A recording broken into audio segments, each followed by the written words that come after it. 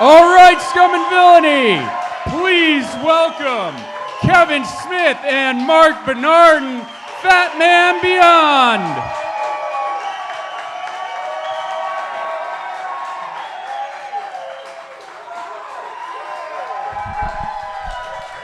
Hey! Welcome to the Fat Man Beyond. I'm Kevin Smith. I'm Mark Bernardin. Hey! As we just hurl COVID at each other. Delta variants floating through the air and shit. Is that what it is? That's the next one. I saw something today about COVID Red. I was like, fuck, man, this is like as many Batman action figures in an assortment. Mountain Dew, or is that? This is my hot take. Ready, Mark? There's too much COVID going around. Well, I agree. Here, man, welcome back, everybody. It's been a fucking red hot minute since we've been able to do the show here in the Cantina, man. We are live.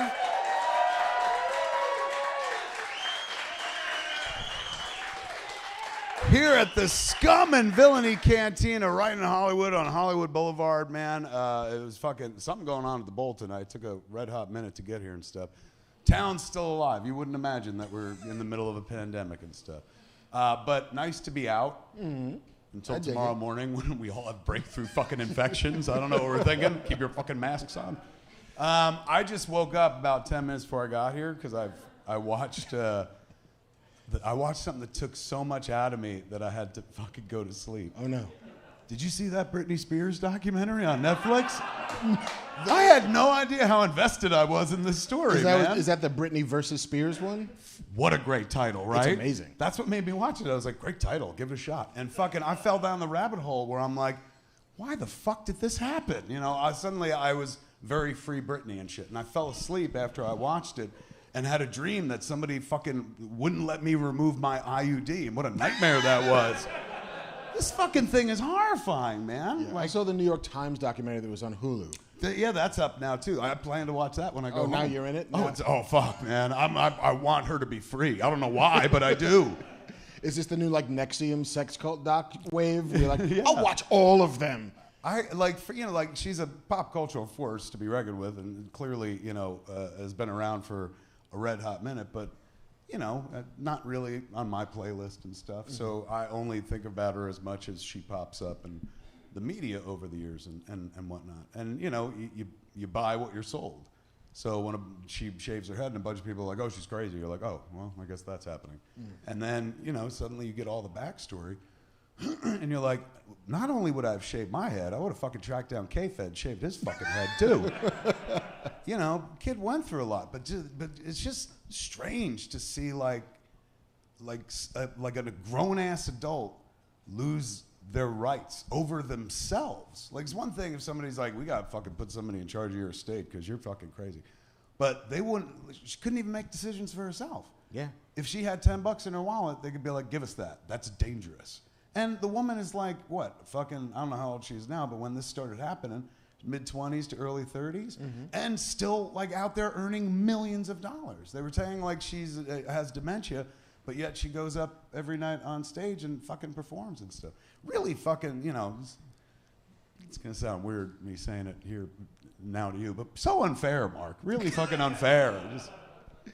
It is. I watched Soleil Moon Frye did a documentary. On Hulu. It was on Hulu or HBO Max. It was one of the other. About all the kids in the 90s. Yeah, Kid 90s, I think it was. I watched that too. Which is very similar, and they like, here's a person that you knew, kind of, I mean, maybe just kind of like distantly. Yeah, like, oh, that's Punky Brewster. I know who that is.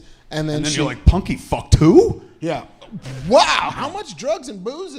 But it was like she shot a bunch of footage on this video camera because she herself was kind of oddly, weirdly myopic about her own life. So everything didn't exist unless it was through a camera. She was a vlogger before vloggers. Yeah, and then she buried all of this footage for like 20 years and then decided to dig it back up again and digitize it. And she looked at it, and it's this weird snapshot of what it was like to be crazy famous with a bunch of other people who were also crazy famous, and you were the only ones you hung out with.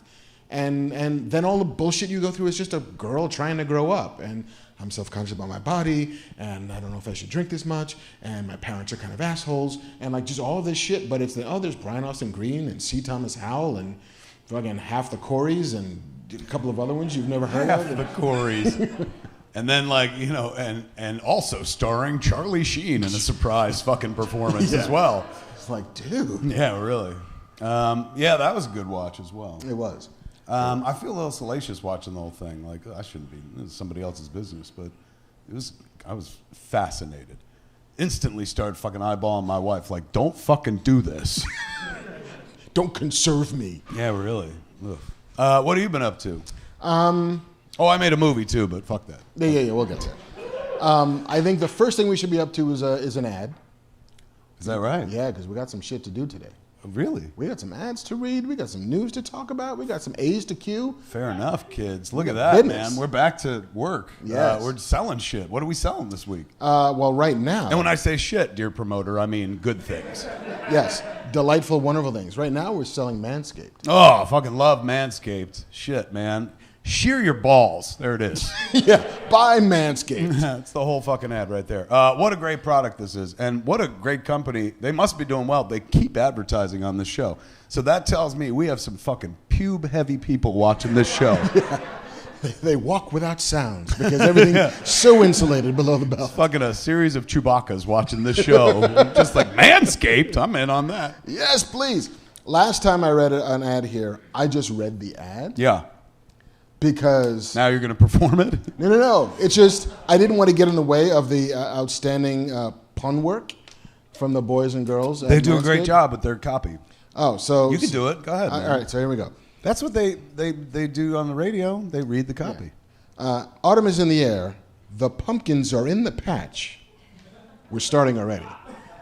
Oh. And our friends at Manscaped are here to make sure you don't carve your pants pumpkins when you're grooming. If you know what I'm saying. I don't. What does that mean? I'm what are not pants sure. pumpkins? Your balls? That's my guess. Fair enough. Make sure you're keeping things fresh this fall with the leaders in male grooming and their brand new 4th generation performance package. Boys, get ready for a cuffing season like no other.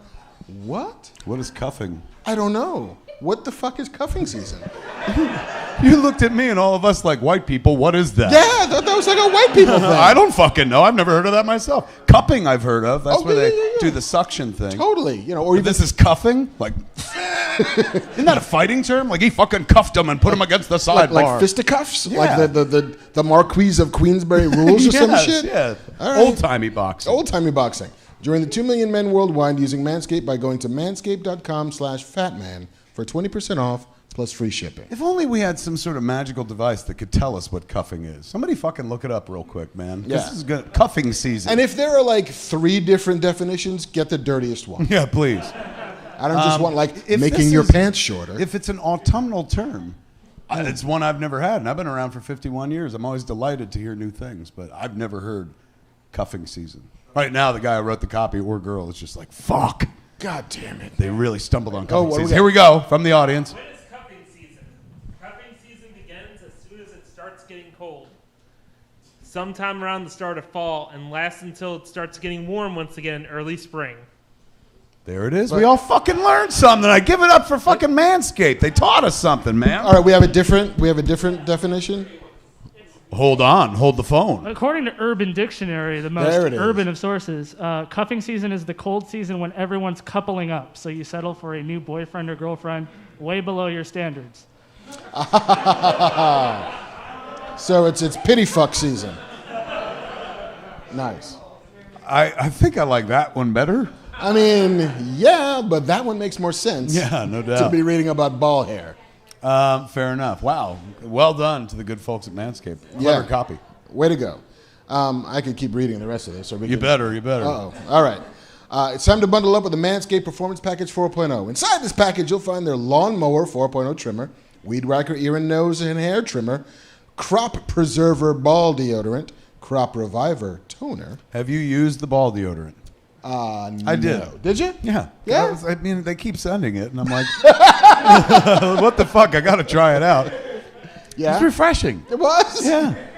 Did you then need to get them revived with the toner? No, I haven't. I mean, this is going to sound completely ignorant, but what is toner? I'm imagining it makes the wrinkles go away.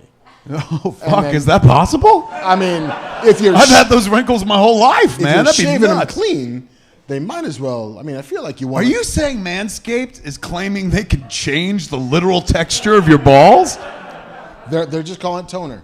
When you tone something, you get the wrinkles out. You get it toit. Toit. Do you want balls that are toit? Manscaped. Wow, I'm going to try the toner next. What the fuck?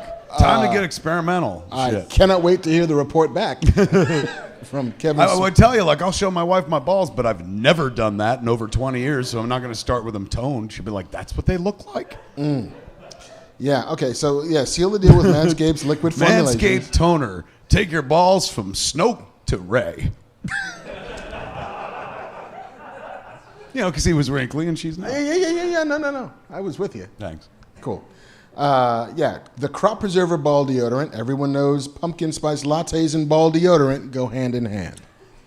Oh, so it's scented for the season? Or maybe they're just drawing an analogy that's weird. Oh, very weird. Then after trimming the pumpkin patch and whacking the leaves, give your balls a boost and use Crop Reviver. What does the Crop Reviver do? That's the toner. So after you've whacked and shorn, tone. So the tone is, what? Well, to me, like, I'm not using it on my pubic area, like where the pubes are above the dick. Wouldn't the toner go on the balls? It's ball toner. I believe so, yes. So shave everything. Even the balls.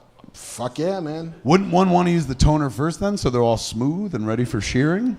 But I think then you would just Ed shearing? I think then you would just straighten the hair. Wouldn't that be fun to look at? Like Farrah Fawcett's hair. I'm getting experimental. Yeah, I want to see if I can get a wave going on my ball hair before I shear it off, and then see if I can turn my ball sack into the area as smooth as my neck. Yes. Yes, and I think you should start a Patreon just for that. I think right now Manscaped is like, this is the last ad we're doing with these fucking idiots. Yeah. Kevin Smith's OnlyFans is weird. Manscaped even threw in 2 free gifts to their Performance Package 4.0, the Manscaped Boxers and the Shed Travel Bag. Get I comfy- use that bag, actually. Yeah, not bad. It's nice. Very nice bag. Yeah. So, The boxers I didn't fit into, I'll be honest with you. Gave Sorry. them to a thinner person. I thought they were too big for you. No. I mean, you svelte. These cats know a different Kevin Smith. They sent a very, very tight fucking pair of squeezies that were never going to work out on a guy who's got his mother's thighs. It's like, is this a medium? Oh, bless your heart. I know. So yes, get 20% off and free shipping by going to manscaped.com/fatman. That's 20% off plus free shipping by going to manscaped.com/fatman. Make your balls a priority this fall. Choose Manscaped. Even that's good. Right? Yeah. I dig the fact that whoever took the time to fucking throw in all the puns and the bon mots, or the ball mots, if you will, got to share it, man. Somebody's feeling good in their life. They're like, look, I'm writing copy, but I get to write fucking funny nut copy. Yeah. And at some point, people will read it, and I'll listen to it, and it'll make me giggle. Yeah, totally. If I was that person writing this shit and I was watching this ad right now, they'd be like, respect. We did it. So yes, choose Manscaped. Your balls will thank you. There it is. The good folks at Manscaped are proud sponsored, God knoweth why, of Fat Man Beyond. Give it up for Manscaped, ladies and gentlemen. So I've been watching some shit. Have you? I have been. Tell me what. Last week, I want to say it was, Star Wars Visions dropped. Have you guys seen the Star Wars Visions on the Disney Plus? Wait, you guys know what bar you came to, right? Let's go to Banff Man and see if it's a Star Wars thing. He better have something to say. Oh, Banff Man. Bam. Hey, give it up for JC, everybody, the proprietor of this here canteener.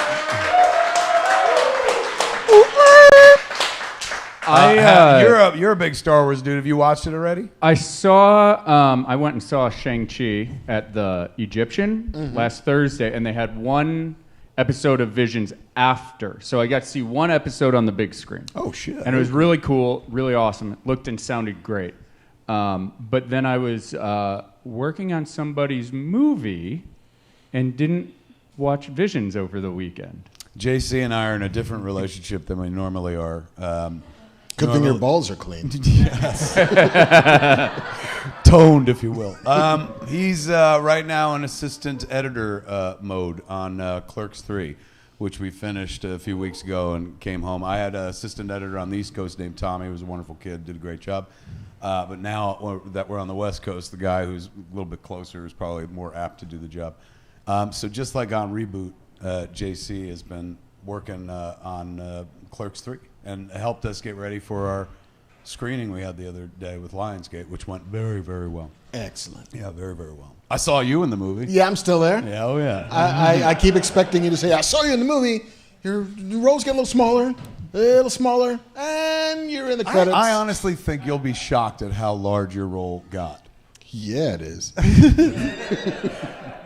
So JC's been in assistant editor mode, so that could be part of the reason he hasn't been able to watch Star Wars. I'm going to take that bullet, but yes, he has been preoccupied on Clerks 3. JC wrote me a very sweet text after seeing the movie, and we talked about it and stuff. But he didn't know anything. He went in clean, didn't read the script or anything like that. So he got to experience the movie the way that, like, I hope everyone gets to experience the movie, but sooner or later things leak out and blah, blah, blah. So it's always nice when you can get the reaction that you're hoping for down the road from the world, but close to home. Like, this is that period where the only people who are going to see it are the people I'm like, come to my house and fucking watch it. And so it's going to, like, they're in a bubble, same bubble with me. Most of them will be going in clean, not having read the script and shit. And we take them on a journey. It's a very fucking funny movie, but it is oddly poignant when, you know, you're making a movie about people in, you know, their 50s making a movie that you saw when you were in your 20s and shit. It's crazy. Once they get into the world of making their version of Clerks, it's so fucking joyous and surprisingly, like, fucking moving, because the whole thing's like a paean to outsider art, like anyone can cook kind of fucking thing. So it was really nice to get the reaction I got out of JC, because you know people a long time. We've known each other over a decade at this point and stuff. And at a certain point, everybody knows what everybody else could fucking do. So you'd probably tend to stop pointing out, like, oh, fucking good job and shit like that. So it was nice that, you know, he was working on the movie, so he has to say something. But it was nice, the things he had to say. Thank you. Yes. It's a good movie. It's one of my You didn't faves. watch. Point is, you didn't watch Star Wars. So fucking I didn't back watch to Star Mark. Wars. I watched Clerks 3 twice. Yeah, Are you all Jesus. jealous? Well, Star Wars Visions, in case you don't know, and whatever, it's an anthology that Lucasfilm sort of greenlit, I want to say like 3 or 4 years ago. The idea being that Japanese filmmaking has always been part of Star Wars. Hidden Fortress. Hidden Fortress, the fact that Luke Skywalker wears a karate gi for most of that movie. There's so many things that he was inspired by in Japanese culture. And Kurosawa was a huge influence. And so they decided, well, how about we close this circle and then see what would happen if we let a bunch of anime studios and production houses just run wild. Like, do whatever you want to do. Right. Like, without any real rules or restrictions or worrying about canon. They did it with Batman a few years ago. Yeah. And the Matrix, the Animatrix and stuff, Yeah. where it's just like, holy shit, look, told through this prism, this is incredible. But Yeah. you can't be like, do our version. You got to be like, do what you guys do. Could you Right. imagine writing a script for something like that, visually stunning and so visually leans heavily on it? Like, I mean, I guess it has to happen, right? Somebody has to write the words. I guess as a dialogue person, I'm like, I couldn't imagine writing an anime cartoon. Of course I couldn't. It's like my kryptonite in many ways. But so there's 9 shorts, and each one of them is a completely different iteration of Star Wars. Unlike What If, which, yeah, they're all different stories, but it's very much the house style. Right. Like, Thor will always look like Thor, and Iron Man will always look like Iron Man. He won't sound like Iron Man, but he'll look like Iron Man, because they're not paying that money for RDJ to show up into a phone booth, and then they, like, lose a point of their stock market, because, like, oh, we have to fucking pay Robert. Right. And so it all kind of feels periody, like it feels like samurais with laser swords, which is kind of what those original like Macquarie like illustrations looked like. Right. And so they're less telling complete stories and more just evoking like a mood and occasionally just like an action beat, which is fucking insane because these guys like invented modern action in lots of ways. Bless you. Hey. No fucking sneezing. JC. So like, and they're all sort of varying lengths. They go between like 20 minutes and like 8 or 9 minutes, and they're just like these tone poems. They're like these like fucking one-hit wonder singles. You know, it's not a complete album. It's not a cohesive work, and each one, like, this one's for kids. This one's for adults. This one's a little bit about robots. This one's about old Jedis and young Jedis and people who've never heard of Jedis. This one's about, you know, a pair of Sith twins who, you know, together have this fucking Kyber crystal that they're fighting for. Like, it's just impressionistic in kind of the best way. Some of them worked for me better than others, but the fact that they just let people run with it, you know, it's really kind of inspiring. Like, what does Star Wars mean to you is a big question that I think people have been asking for the last, like, decade or so. You know, and I think to see what Star Wars means to people that I know little about, other than the way I intake pop culture, is fascinating. I would like to think you know me a little bit by now. I've got some passing familiarity. Would I enjoy it? You'd enjoy about half of it. And the other half I'd be, what, befuddled by? Or you just go, I got to get really baked for this. Oh, well, that could be arranged very quickly. All right, I'll give it a shot, man. Which one should I start with? Start with The Duel. The Duel. Yeah, it's the first one in the queue, I think. And it's probably the strongest one, first, for a good reason. Is that right? Yeah. How long is it? 14 minutes. Oh, fuck, I'm in. I could do that. Yeah. Just blaze Watch on that through. on the shitter, man. Fuck, literally. Might wanna Shitty stretch. visions. Just fucking work out your legs. I was at a convention in Canada over the weekend. Real quick, a lot of chat online about do you watch it first in English or do you watch it first in Japanese with subtitles? What did you watch it in first? I Be am, careful. I'm a heathen, and I know this, and I'm a dubbed man. But the voice cast is amazing. They have Neil Patrick Harris and all Alison sorts of. Brie and Simu Liu is in one of them. Yeah, I mean the voice cast. All the stars of Star Wars. Well, none of the stars of I Star was going to Wars. say, where are they, man? Well, they're all in the Star Wars stuff. So none of these don't have, like, Ben Kenobi or Darth Not Vader? a single one. Tamura Morrison. And you think I'm going to like half of it? Like, here's Star Wars from a bunch of people who, I don't know, aren't in Star Wars. But that's the point. I guess. Yeah. I mean, Somebody- they do have Timur Morrison. Like, Boba Fett's in it. Jabba the Hutt is in one. Oh, shit. All right, I'm back on board. Back on board. What a brand whore I am. Somebody had theorized that these could be the fairy tales that people in Star Wars tell to other people in Star Wars. So, like, we tell Hansel and Gretel, they Right. tell the story of the Village Bride or the story of Duel. All right. So it's kind of like this is Terrence and Phillip if Star Wars is South Park. Yes, absolutely. Fair enough. I hung out with your boy Ming over the weekend. Ming Chen, Ming the Ming Merciless, Chen. himself, a comic book man. Yes, indeed, very much so. One of the men. Was at a convention, my first convention in whatever the fuck it is, 2 years now. Thank you. Yeah, you haven't been to a convention in a Red Hot Minute. No. Whole world hasn't. What was it like? Everyone wear masks? This was in Prince George, Canada. Wait, when was this? This was over the weekend. Could you stand a little bit over that way? Listen, How many airports you go through? 2, Vancouver and Prince George, then back to LAX. Carrier. They went balls deep in my nose so many times Yeah.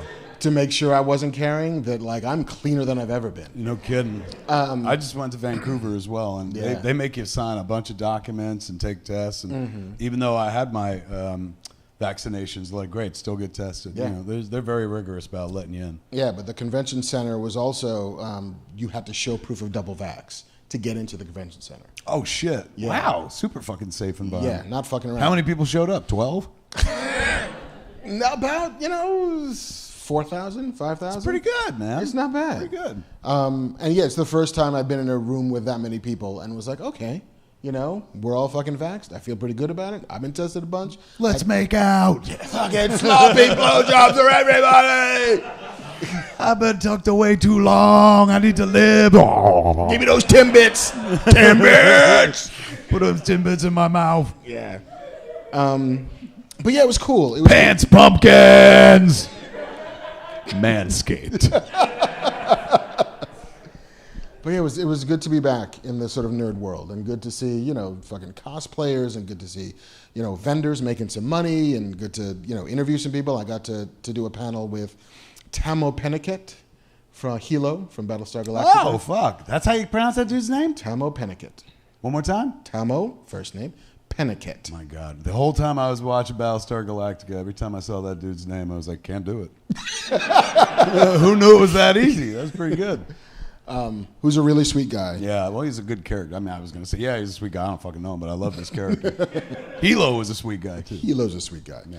And then got to do a podcast with Ming. The first time I've ever podcasted with Ming. You did Black Man Beyond. I did a Black Man Beyond, Secret Origins, where we both told the tales of how we entered the Kevin Smith orbit. Oh, get the fuck out of here. Yeah. Oh, I want to listen to that show. Oh, probably Friday or Saturday. I think it'll go up in the feeds. Done and done. Look at that, man. Wow, you've been up to some cool shit. I was editing the flick, and at one point, I mean, we talked about it in the last Fat Man Beyond, I like gave up a whole week and just like sat in a room, and instead of getting up and like hiking, which I was doing every day when I was making the movie and stuff, I got up to like hiking 7 miles a day while we were making Clerks 3. I got home and hiked a bit, but then I was like, I want to finish the movie. And, you know, you can't serve two at the end of the day. And if I wake up early, I got to pick one path. And there's either the creative path or the health path. And so I threw health, you know, under the bus and did the creative path for a week just to like get to the end of the movie, which, you know, is what you got to do. And I didn't want to go because I just want the editing process to last as long as possible, but still, all good things come to an end. So I dedicated a lot of time to doing that and did not go hiking. So I've been back hiking for the last 4 days now, and I've been going to the reservoir in Lake Hollywood, which is, you know, just, it's flat as fuck. It's not like Runyon Canyon where you're like dying going uphill. And it's about 3 miles and change around. So if you do it twice, you get to like 6.5 miles. So I've been doing that for like the last 3 days. Because there's just no movie to edit. Now we're just in the phase. Like after the screening we had, I cut out another 10 minutes, so there's nothing for me to do for a Red Hot Minute. There's other things to work on, but health being the primary concern, I started hiking again and stuff. So I've been hiking around the fucking reservoir every morning and stuff. And the first time I went to do it, like, you know, there was a sign. There's some gates when you get in. Everything's fenced in, so you can't get into the reservoir. And is beautiful. Like fucking at a certain point, once you get in, deer are walking around. They come up to the fence, like fucking life-size Bambi, just looking at you.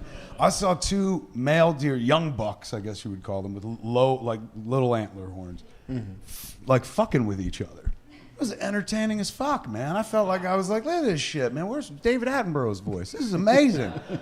But before I got to that point, man, like the first time I went hiking, in the reservoir, there's a sign at the entry where I walked in that has the face of like a fucking mountain lion on it, and then it said like, don't feed the deer because the deer eating attract like mountain lions and bears. And I'm like, fucking bears, man, like in California, go figure. So I went in about a quarter of a mile in, and it was fucking dead empty, and I'm surrounded by fence on either side, and all I'm thinking is, if a bear fucking gets in here, like, that's it, man. It's like I could try to climb the fence, but a bear will fucking take you right down and shit. And I'm a 51-year-old man, it was broad daylight, and I got so scared, I turned around, I fucking left, and then I went back to Runyon and hiked that instead, and I went home after that. My wife was like, how was the reservoir? I was like, they got bears there. And she's like, what are you talking about? And I was like, I saw a sign. It said, don't feed the animals because it could be. She's like, well, there are bears in California, but I've never heard of a fucking bear at the reservoir or any animal whatsoever, the ones that are behind the fence. So I was like, yeah, you sure? So I went back the next day and tried to be the biggest boy I could, Mark, and walked. But it was fucking scary. You could like really film like a horror movie in there. Just because you are on this like very circular path, but you're surrounded by like steel cages on either side. You sure it's not like a very elaborate trap? It could Like, very well be. It's time to fucking hunt Kevin Smith. Oh my God, I'd be so flattered. I'd be like, you think I'm going to be a hunt? Oh, I'm easy prey. Here, you got me. Like Kill me quick. Here's my heart. The laziest kidnapping. They just like open the door and you just walk right in. That was a fucking other thing. It's so weird you say that. Well, not weird, but it's weird that it brings this to mind. In the Britney Spears documentary, Britney versus Spears, there's this guy who was like, I guess he used to be a paparazzi that she like made a connection with, and then brought him into her world, and he kind of became her body man. Like, you know, I don't know if I go so far as to say bodyguard, but took her everywhere, drove her everywhere, she trusted him and shit like that. So then when the conservatorship kicked in, and all of a sudden the conservatorship, for lack of a better description, they say it in the show, Britney Spears is no longer Britney Spears. Her dad, Papa Spears, whatever the fuck his name is, Jamie Spears, is, for all intents and purposes, Britney Spears gets to make any decision that she would make for herself. So this guy who like she fucking loved and he loved her, like she's bringing her, he's going back to her house, and there at the house is her dad, fucking cops, security people and shit like that, waiting for her, and she fucking freaks out because she's like, what is this? What is this? And the dude was like brokenhearted because he's like, I had to explain to her that like I cannot fucking intercede because just by being in the car with him, Jamie Spears could be like, this is kidnapping because I did not approve for her to be in that car, and since she is me and I am this person, this is against the law. The dude had to like fucking let her go. Could you imagine how tortured you would feel? And you listen to the dude talk, and he clearly like fucking loved her. Not loved her like we were in love, but like had deep affection for her and had their relationship really cleaved in twain. The kidnapping thing is what reminded me of that. I'll be talking about this Britney Spears thing all night, ladies and gentlemen. Breaking news. I don't know if you've heard this story. That's like when Han Solo gets taken away from Chewbacca in The Empire Strikes Back, and he's like, nah, you can't take my homie. And he's like, well, I gotta go. It's okay, Chewie. It'll be fine. You gotta look after Leia. And yeah, it's just that, but with more pop music. I like your dialogue better than the dialogue we got. Your version's better. I'd like to see Mark Bernardin's visions. Yo, so here's where they put fucking spinners on the Falcon, right? This is gonna be dope as fuck. I watched this other thing on Netflix. Have you seen Squid Game? I'm about to. You guys, have you seen Squid Game? I keep watching the trailer and I'm like, this looks fucked up. Oh shit, though. You guys, it's like Old Boy, which I love, meets Battle Royale, which I also love. It's the peanut butteriest and jelliest fucking thing I've ever seen on Netflix, because it's about, I'm not going to spoil too much because once you get into it, but also you've seen the trailers, you kind of know what the fuck it is. But it's this dude whose name I don't remember, who is living in South Korea. He's broke, he's an inveterate gambler, he's divorced, he's got his kid that he never sees. When he does see her, he tries to fucking treat her on the cheap. He steals money from his mom, whose house he lives in. Like, basically just the worst fucking dude. Right. And he wins some fucking money at the OTB, because apparently they got OTB everywhere, off-track betting, and then gets pickpocketed. And then all of his debtors roll up on him. I'm honestly glad you fucking translated that, because I was sitting there in my head going, I remember OTB. What is that? Commercials from back east. Yeah. Off-track betting. And so basically this dude ends up like broke and destitute on a fucking subway platform. And this dude in a suit walks up to him. And it's like, would you like to play a game? He says, well, what game? It's like, and basically it's like some Jack's version of a game or whatever, very simple. And it's like, and if you win, I'll give you $100,000. But if I win, I get to slap you in the face. And the guy was like, bet. And of course, he loses like 1,000 times in a row. So you just see the rapid cut of whack, whack, whack, whack, whack, whack, whack. And but then he fucking wins once, and he gets his fucking $100,000, right? And he's like, excellent. I feel great. I'm gonna go back home. I'm gonna like give the money back to my mom. I'm gonna do whatever. And then he loses it again. Like the fucking his debtors show back up, and his daughter is going to move to like the States with his wife and new husband, and so he's got to get his life on track. And the guy who had slapped him in the face 48 times was like, if you want to make some real money, call this number. So he calls the number, and then they ultimately just kidnap this fucking dude and bring him into the game. And the game is, if you can win these 6 games that we're all going to play, and it's like him and 400 other fucking people, you can win a cash prize. Like, well, how much is the cash prize? Well, it depends on how many people make it through the stages of the game. And so in the first episode, and again, not to give too much away, but some of it's in the trailer, they basically have to play red light, green light. and just fucking. You got to run across the field, and you make it past the red line, and if you do in the time that's on the clock, 5 minutes, then you move on to the next round. So this is fucking red light, green light. This is easy, no problem. A couple fucking guys start running, and then red light, and they stop, and this big giant paper mache head spins around and starts scanning to see who's still moving in the crowd, and just moving like even a little bit. And all those motherfuckers die. Like, legit guns open from the side of the room, and it's a big fucking, like, barn-sized room, and just kill everybody who's still moving. And that's this fucking game. Nice. I'm in. Yeah. I'm in. What a dramatic retelling of the first episode of Squid Game. Yeah. I'm there. But there's a whole back half of that first episode that's still fucking great. And I'm 2 episodes in. I don't know where it's going, other than I'm pretty sure almost everybody's going to die. Because otherwise, false advertising. But it is this perfect synthesis of 2 things that I like that I didn't know that you could put together, and I'm fucking here for it. Do you watch it with the dub or the original language? Again, the laziest watcher. I'm a big reader. I read American shows, English-speaking shows. I always put on the closed captioning and stuff because maybe it's because I like dialogue and I always want to see what's exactly being said.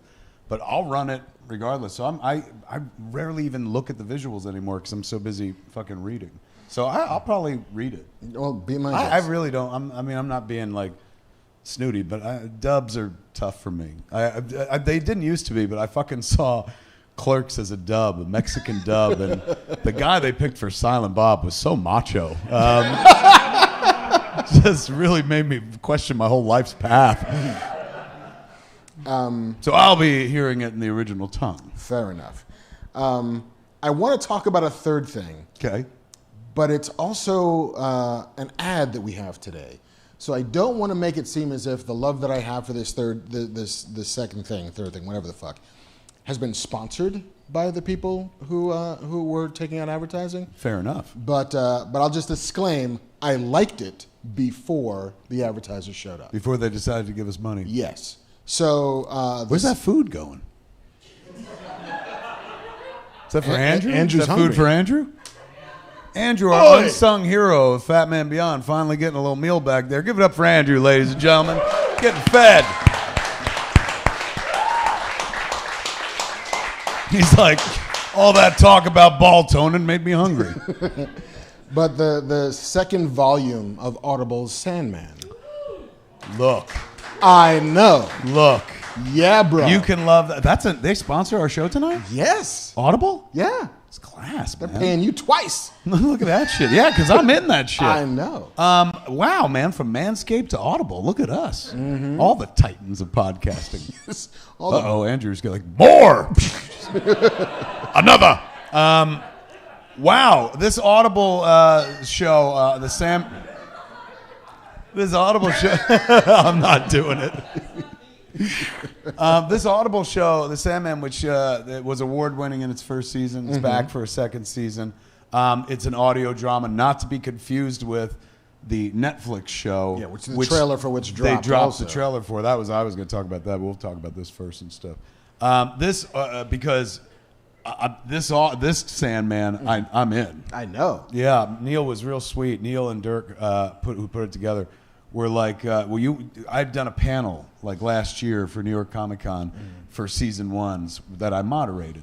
And they told me during this year's panel, which I was on the panel, I wasn't the moderator, our friend Tiffany Smith was, but I was there as a member of the cast because Neil and Dirk asked me to play Merv Pumpkinhead, which was quite a fucking thrill. So Dirk said that like I'm in a tiny bit of season 2. He's going, but like you are all over fucking season 3. But season 2 just dropped, as the kids used to say. It did correct? indeed. Did you listen to them all? I listened to all of Volume 1. Right. I just started Volume 2 and got to a scene, and from what I can tell, it's beginning with the Season of Mists. Yeah. Is the storyline. I don't know if it goes the entire way, if there's more after that, but there is a scene or a sequence where Morpheus is addressing the minions, the residences of, I'm fucking that up, the dreams who Yeah, the live dreamscape. in the dream, The dream realm. The And dreaming- there it is. Yeah. And there's a bunch of like plummy British voices. Oi, where you going? You can't leave us again. And then there's where the fuck are you going? Like, oh, Kevin, there you are. Yeah, Jersey represents. stick out like a sore thumb. It was so fun to do. I did it in a booth here in the States, and Dirk was overseas, kind of directing from England in a whole different time zone.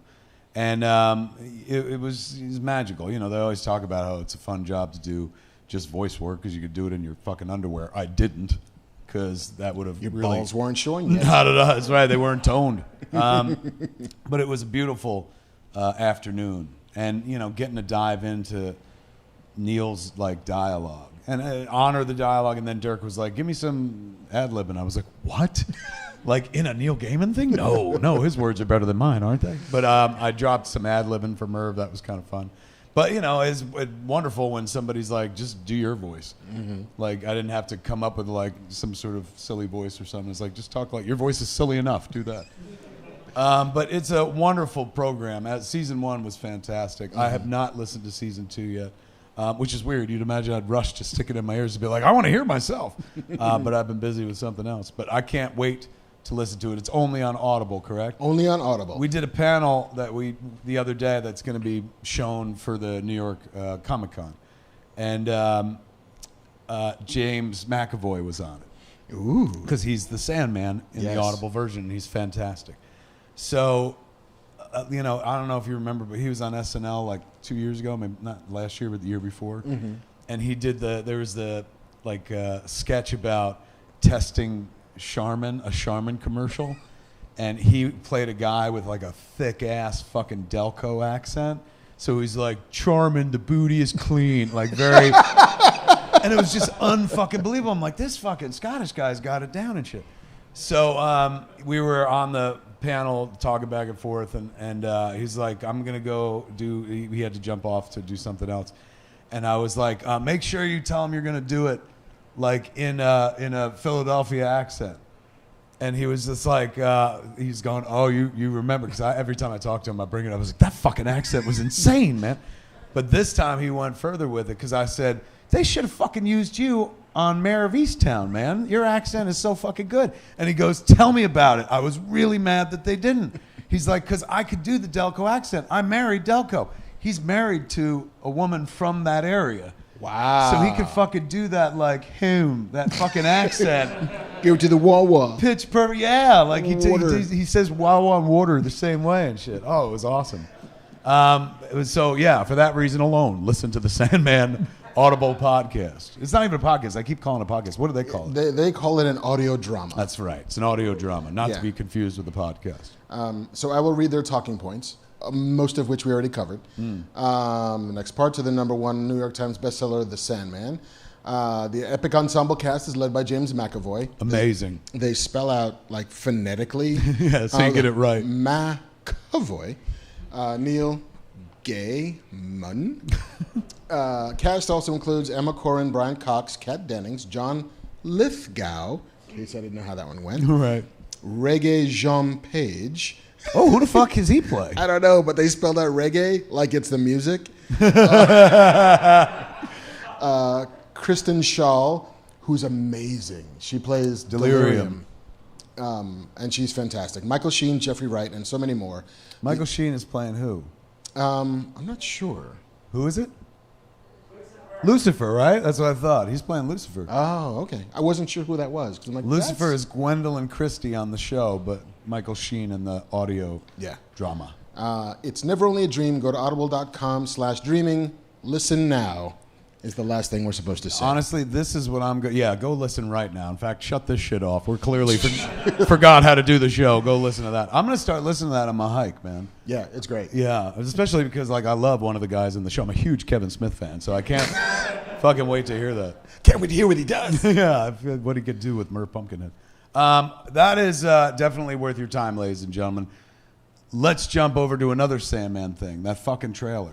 Holy shit, if you haven't seen it, we can't show it because every time we show a fucking trailer on the show gets pulled off YouTube for some reason. So you know where it is. Go find it on the internet. If you're watching the show and you haven't seen the Sandman trailer yet, come now. It was fucking phenomenal. I bought issue 1 of the Sandman off the fucking rack when I was a kid, and it literally plays like the first issue of the first few pages of the fucking comic Yeah, book. it's just Right a down to that translation. overhead shot of Dream in the helm and stuff. It was just fucking brilliant. And seeing what's his fuck playing Charles Dance. Yes, playing Roderick Burgess. Like, oh my God, it's so fantastic. So as a longtime fucking fan, you know, I've been waiting to see a Sandman anything other than the comic book for fucking decades now. Like, you know, it lends itself, the imagination on display lends itself to a cinematic narrative, or now is in the age of streaming TV, a streaming series. So, you know, they came close a few times, like Roger Avery was going to do it once. It wasn't like Joseph Gordon-Lewis attached to Yeah, it. and Eric Heiserer, who wrote Arrival, was writing that was one. doing one, and somehow they got this fucking one to work, and I think it's because Neil's in control. He's Yeah. the showrunner. Like, and like, think about it. What a blessing for that guy. He created something so imaginative, and watched for decades as other people tried to translate it, and then finally, when he gets to step up to the plate with his own creation, he is literally in charge. It doesn't mean he directs every episode. No, he gives it out to other people to do. But, oh my God, I'm so happy for the fucking guy, because the results, that fucking trailer is absolutely fantastic. I will watch the fuck out of that show. And thank God it's on Netflix, so I don't have to put up with this Disney Plus. You gotta wait a week bullshit. So I could just fucking binge Sandman on my face, neck, and chest all the way through. That's got a great cast. We're just living in, I know some people are like, what a fucking terrible timeline. Not when we got the fucking Sandman live action show. Fuck, that looks fantastic. Should we do some news? Yeah, I guess. Yeah, we're done with the chit chat at the top of the show, kids. Let's do the news. Mark Bernardin here used to be an old news hound. You should hear what he's doing these days. We can't talk about it. One day he will, No. but holy the fuck. In any event, in this nostalgic effort to reach out to his old past, Mark likes to go hunting for the news every week for Fat Man Beyond, and he found some. I did. So give it up for Mark Bernardin. He brought you some news.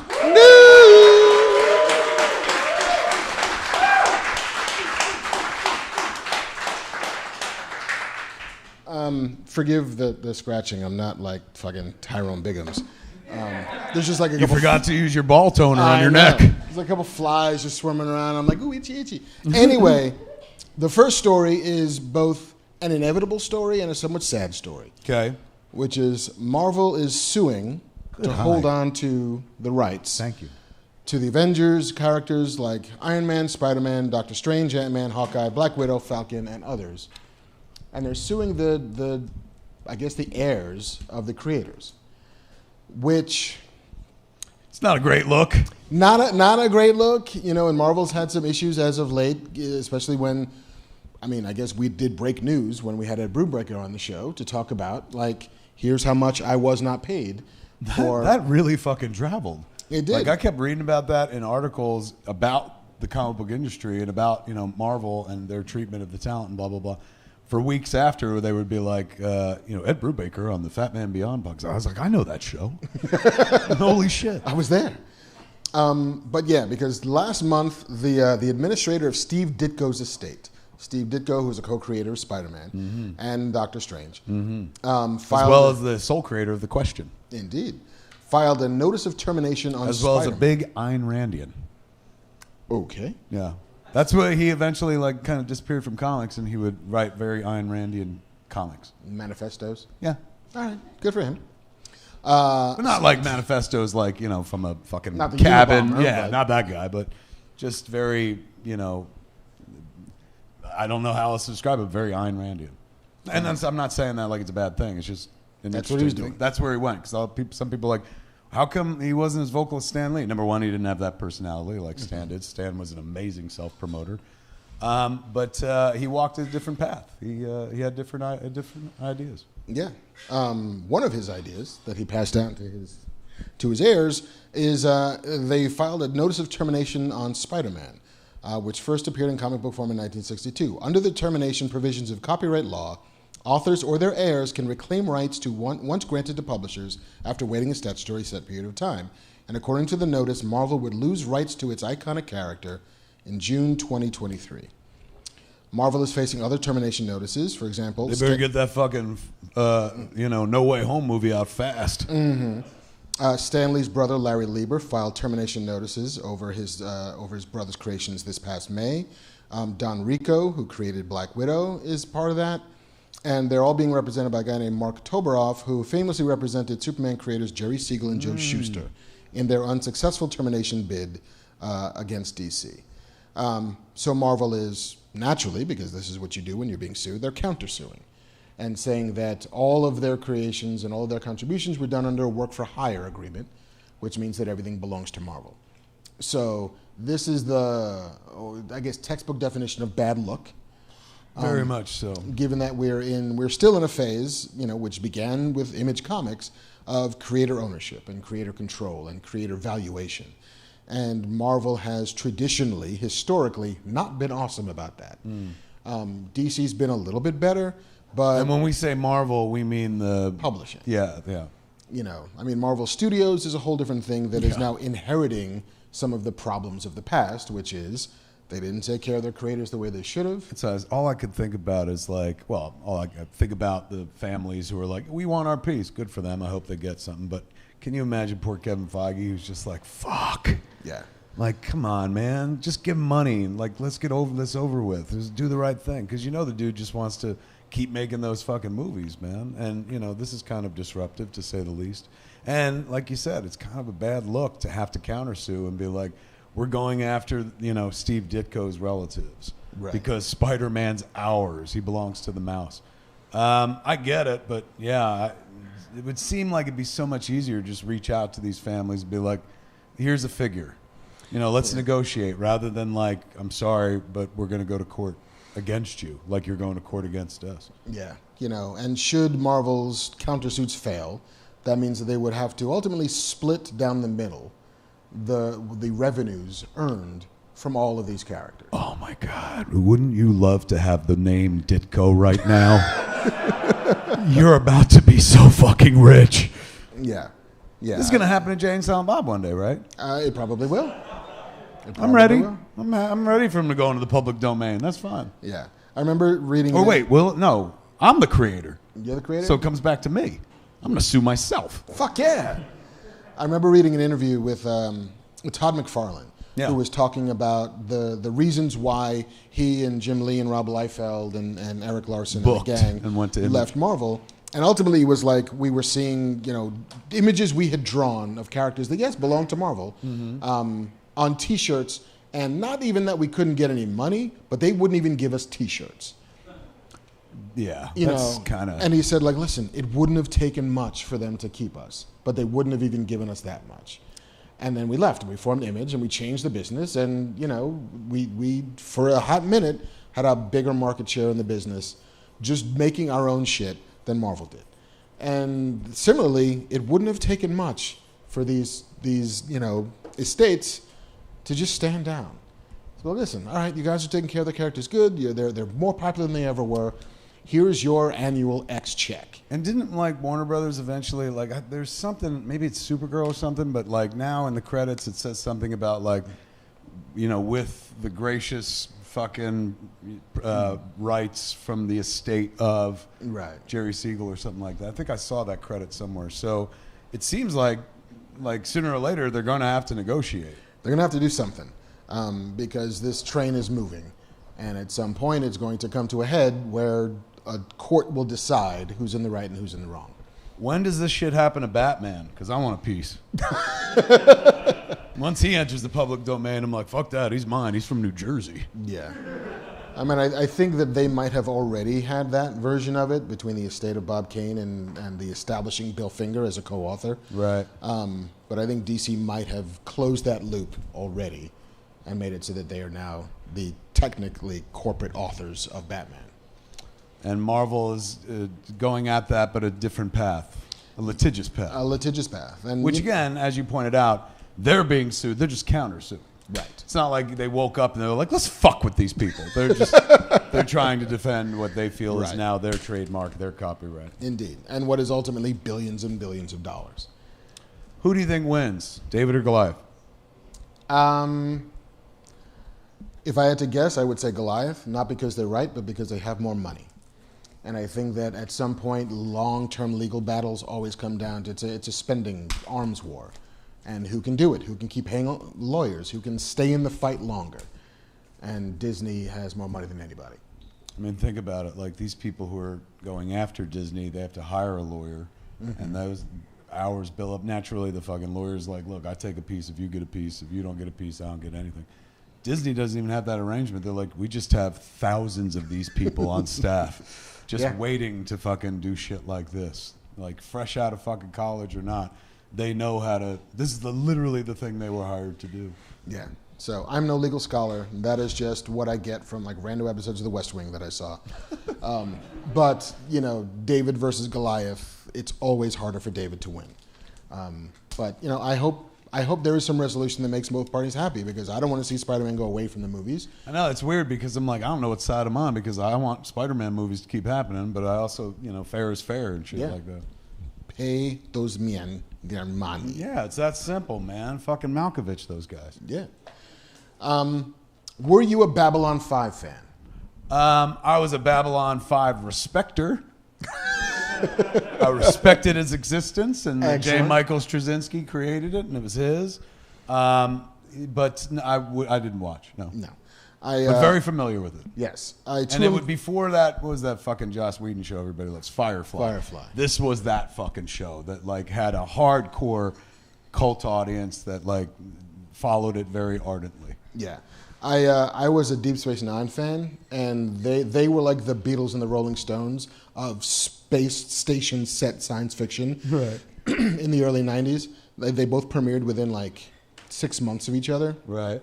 But I always respected Babylon 5 because it was written almost entirely by J. Michael Straczynski. Yeah, he wrote almost every episode. Almost every episode. I think Neil Gaiman wrote an episode. Did he really? I think he did. And I think that might have been it. Like he took a week And that was off. at a time where it's like, oh my God, Neil Gaiman wrote an episode of Babylon 5. Now we're going to see the Sandman fucking TV show made by Neil Gaiman. What a long way we've come. Indeed. Anyway, so they're bringing it back, I They're guess? bringing it back. Good for J. Michael Straczynski, man. Does he own that shit? I think he owns a piece of it, but I'm sure not all of it because he didn't pay for all of it. So somebody gets another cut. But they went back to him. He's got an idea. I think he knows what the end of his story is. Mm-hmm. The Masters of the Universe Revelation comics that I've been signing are beautiful books by Dark Horse. If you haven't picked them up, pick them up. But it also reminds me that, apropos of nothing, I saw a trailer for the next half of Revelations. Did you? And it is fucking fantastic. I was like, we made that show? So folks will be seeing it, I guess, I don't know, sometime in the damn near future. But I saw the date for the next half, too. Can't share it yet, but yes. Is it Valentine's Day? No, you're not going to have to wait that long. Ooh. But anyway, back to what we were talking about. Is it for Black History Month? So yes, Babylon 5 is coming back to the CW. At the very least, he knows how it ends because he went on Twitter, did a big run, and said, I wouldn't have got into it if I didn't know where I was going. So I know how the first episode starts, and I know how the last episode ends. And it's not continuing any stories because, in his words, he's like, those characters and those actors, most specifically, were how those characters came to life. And without them, and sadly, half of that cast has passed away. He's like, there's no point in going back into that water. You can't step in the same river twice. So what is he doing? All new characters? I think all new characters. Then why call it Babylon 5? Copyright. Already built-in audience? Yeah. That's fair my enough. guess. Good for him. He's always seemed like a nice guy. Indeed. Came up to me at a con once. He was like, I'm Jay. I was like, I know who the fuck you are, man. Babylon 5. It's like, you ever watch it? I was like, I respect it. I don't go that far. I'm a respecter. The Boys. Oh, The Boys. can't wait. When's that coming back? More It's- of that, less of more everything of that. else. Fuck. They haven't announced the release date, although production on season 3 has already wrapped. But the spin-off series has been officially greenlit. Oh, right on. Which is what is the spin-off series? The spin-off series is a college show. It's described as an irreverent R-rated series that explores the lives of hormonal competitive soups as they put their physical, sexual, and moral boundaries to the test, competing for the best contracts in the best cities. It's part college show, part Hunger Games, all with the heart, satire, and raunch of The Boys. So is Kripke doing it? Kripke is overseeing it all, but Tara Butters and Michelle Fazekas are running. Oh, the the Reaper spin-off. kids. The Reaper kids. And the Agent Carter kids. which Oh, is that's one right. of my They were the loves. Agent Carter kids Yeah. as well. According to Kripke, much like Mork and Mindy spun off from Happy Days, which is an insane but true fact, our spin-off will exist in the Vought cinematic universe, yet have a tone and style all its own. Wow. Yeah. That's excellent poll to reference Mork and Mindy off of Happy Days. Shows the guy knows his fucking pedigree. They fucking men. I like him. He's a good dude, Kripke, man. And fuck, he makes a good-ass show. It's a good show. I'm on board. I'll go to Kripke's house for dinner any night, man. I like how he cooks. Nice. Thank you. I voted in the Emmys this year. Did you? I did because I'm officially a member of the Television Academy. Shit. So did you vote for the boys? I voted for the boys. Didn't help. No, but fucking, I You felt threw good your about fucking it. vote away. What happened at the fucking Emmys, man? I don't know. It's We weird. talked about this last We week. did. But how disappointing. Yeah. We got no genre love at all. I just, I'm not going to lose sleep over it, but fucking WandaVision deserved something. Like, God damn it, that show was amazing. So I gave it another viewing after that. Like, after I didn't watch the Emmys and shit, but the next morning I looked at the news and I couldn't wait to see that, like, yeah, WandaVision swept. Nothing. Except for, some technical shit the day before or 2 days before. And then I spun it again. Fucking goddamn beautiful show, man, about grief. Just so well done. It's a shame. But anyway, who Yeah. cares? It doesn't mean, because they didn't win an Emmy doesn't take a damn thing away from it and shit. It's in your heart. Yeah. They won the Emmy of my heart. They are making a Super Mario Brothers, and there are no Italians in the cast. It's not a good look, is it, Mark? I'm just saying, if you're going to be about representation, then be about representation. Truly. So wait, fucking, who's playing the Super Mario Brothers? Well, Chris Pratt is playing Mario. Oh, one of our most Italian actors right there. Yes, Chris Pratt is Mario, and Charlie Day is Luigi. I mean, I can see. Look, both of those dudes can pull it off, but like Chris Pratt's an odd choice for Mario.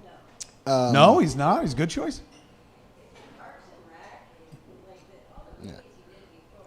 Oh, I'm not saying like he's Star-Lord, so he can't be that. But Parks and Rec, Jamie, does not lead me to Super Mario.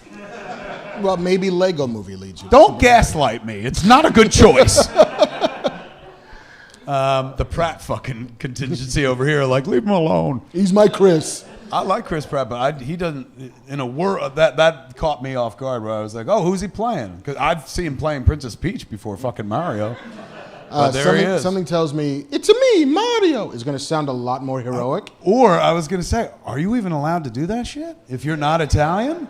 That's what I'm saying. You know what I'm saying? Like, can you put on that thick fucking accent and like I'm not allowed to call meatballs spicy anymore because I'm pretty sure there's a guild that's going to come for me. I mean, it's. I'm not saying it'd be racist, but it's kind of racist adjacent, no?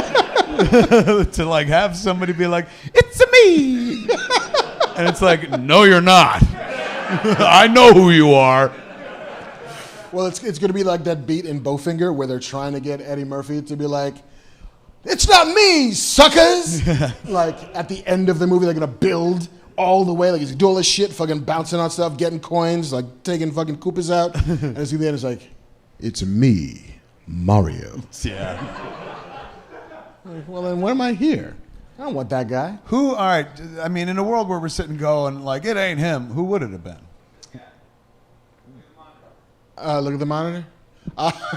Yes, John Leguizamo and Bob Hoskins. You know what? Yeah.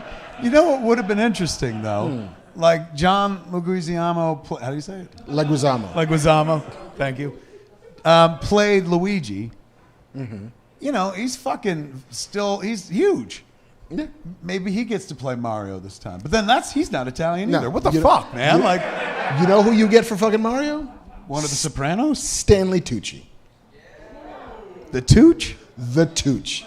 I mean, he seems No, he no. seems more like a Luigi to me, no? You get Dr. Fauci for fucking Luigi. Then half the country won't watch it. It's me, Tony the Fauci. Who? Mandatory. mandatory. Make it mandatory. Who would? I mean, we're just fucking around. Who? Danny DeVito. Yeah. Sitting right fucking there, man. And he's still viable as fuck. He's on It's Sunny. Oh my God. Danny It's Always DeVito. Sunny. I mean, Tony Danza is right there. Fucking John Travolta is right there. I mean, Tony Danza is a fucking stretch in this day and age. We're not doing this shit in the 90s, man. Who was the last one you said? Travolta. Ish. Giancarlo Esposito. I mean, he has an Italian-sounding name. He's half He's half Italian. Italian. There you go. See? He's doing everything these days. Fuck yeah. It's me. Man, I've been a fucking I'm happy to see the Giancarlo Esposito renaissance or him coming into his own. Because as a huge Do the Right Thing fan and a Buggin' Out fan, and as a huge Spike Lee fan, like he was in every one of my favorite Spike Lee movies. Get some Coopers on the wall, motherfucker. Yo, Sal, how come you can't get no brothers up on the wall? I'm not allowed to do that. I feel like I'm Chris Pratt right now in Super Mario Brothers. You know what? I'll allow it, Thank you. but watch your step. Rightfully so. Next time I won't do the voice. Anya Taylor-Joy is playing Princess Peach. Wow. Jack From fucking that chess show to this, Queen's Gambit. they're like, motherfucker. congratulations, here's your reward. You're Princess fucking Peach. And this is animated, right? Yeah. Who's doing it? This is blah, blah, blah, blah, Universal. Right on. Universal and Nintendo are partnering. All right, let's be honest. I'm shocked it's taken them this long to do a Super Mario Brothers like big cartoon movie. Yeah. I mean, I guess they were maybe gun shy because of the Bob They got Hoskins burned from 93. fiasco. Like, that burn is a long burn. But give it up, man. On paper, somebody tells you Dennis Hopper is King Koopa. Aren't you like, here, take all the money? I'd like to see that.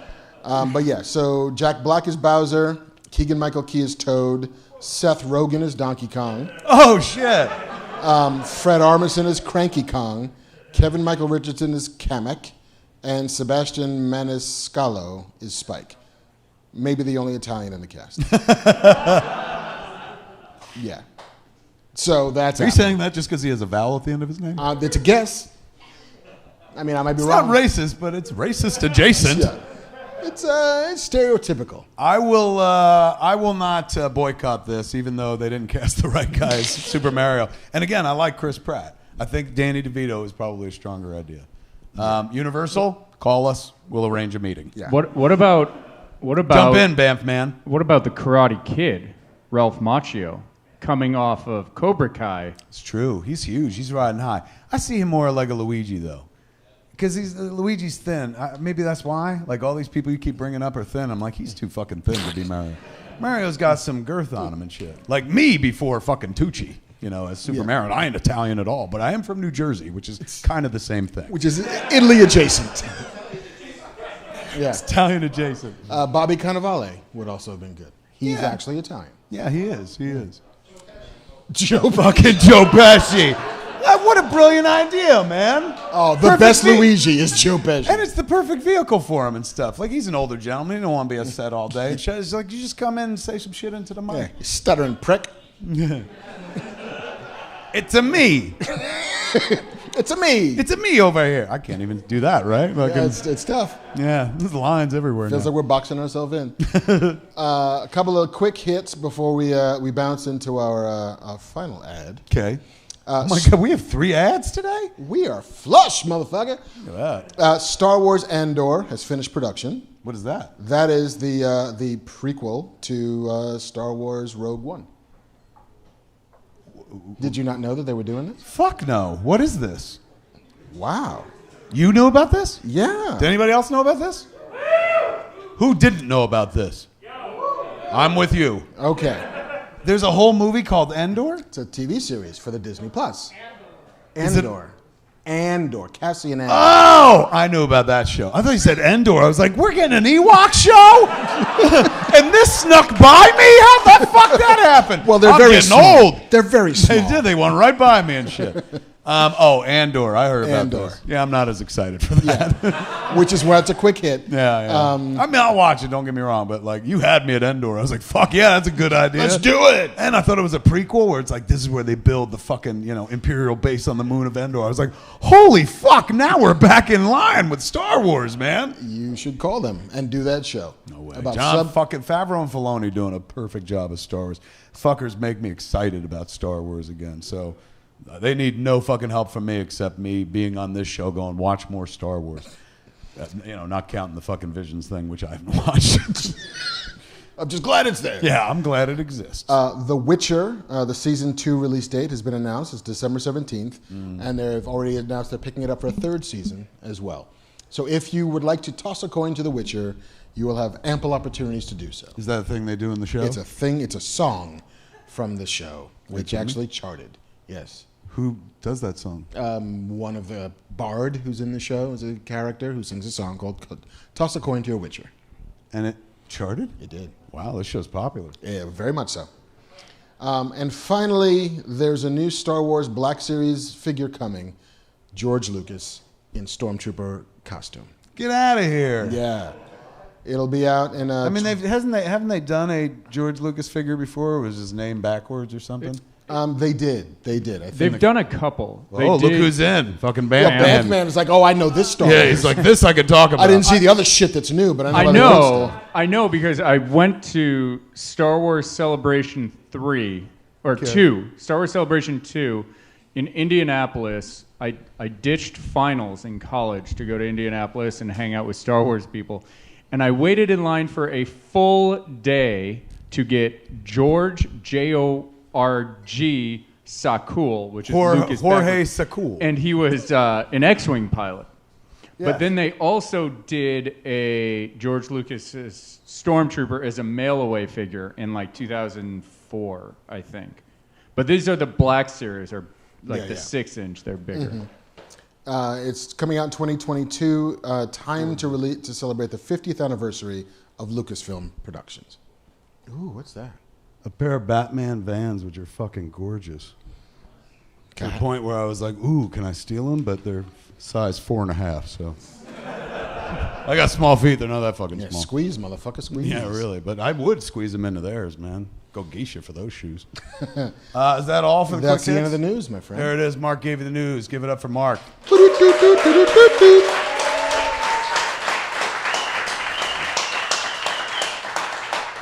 Our final ad before we go into Q&A. Yeah. It's also about your dick.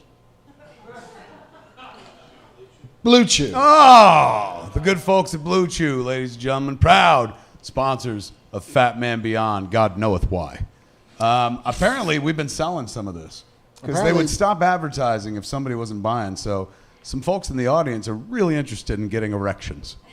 Keeping it clean. In a getting tasty hard. way. Oh, yeah. No, it's chewing. Yeah. So, yes, I'm going to skip over there.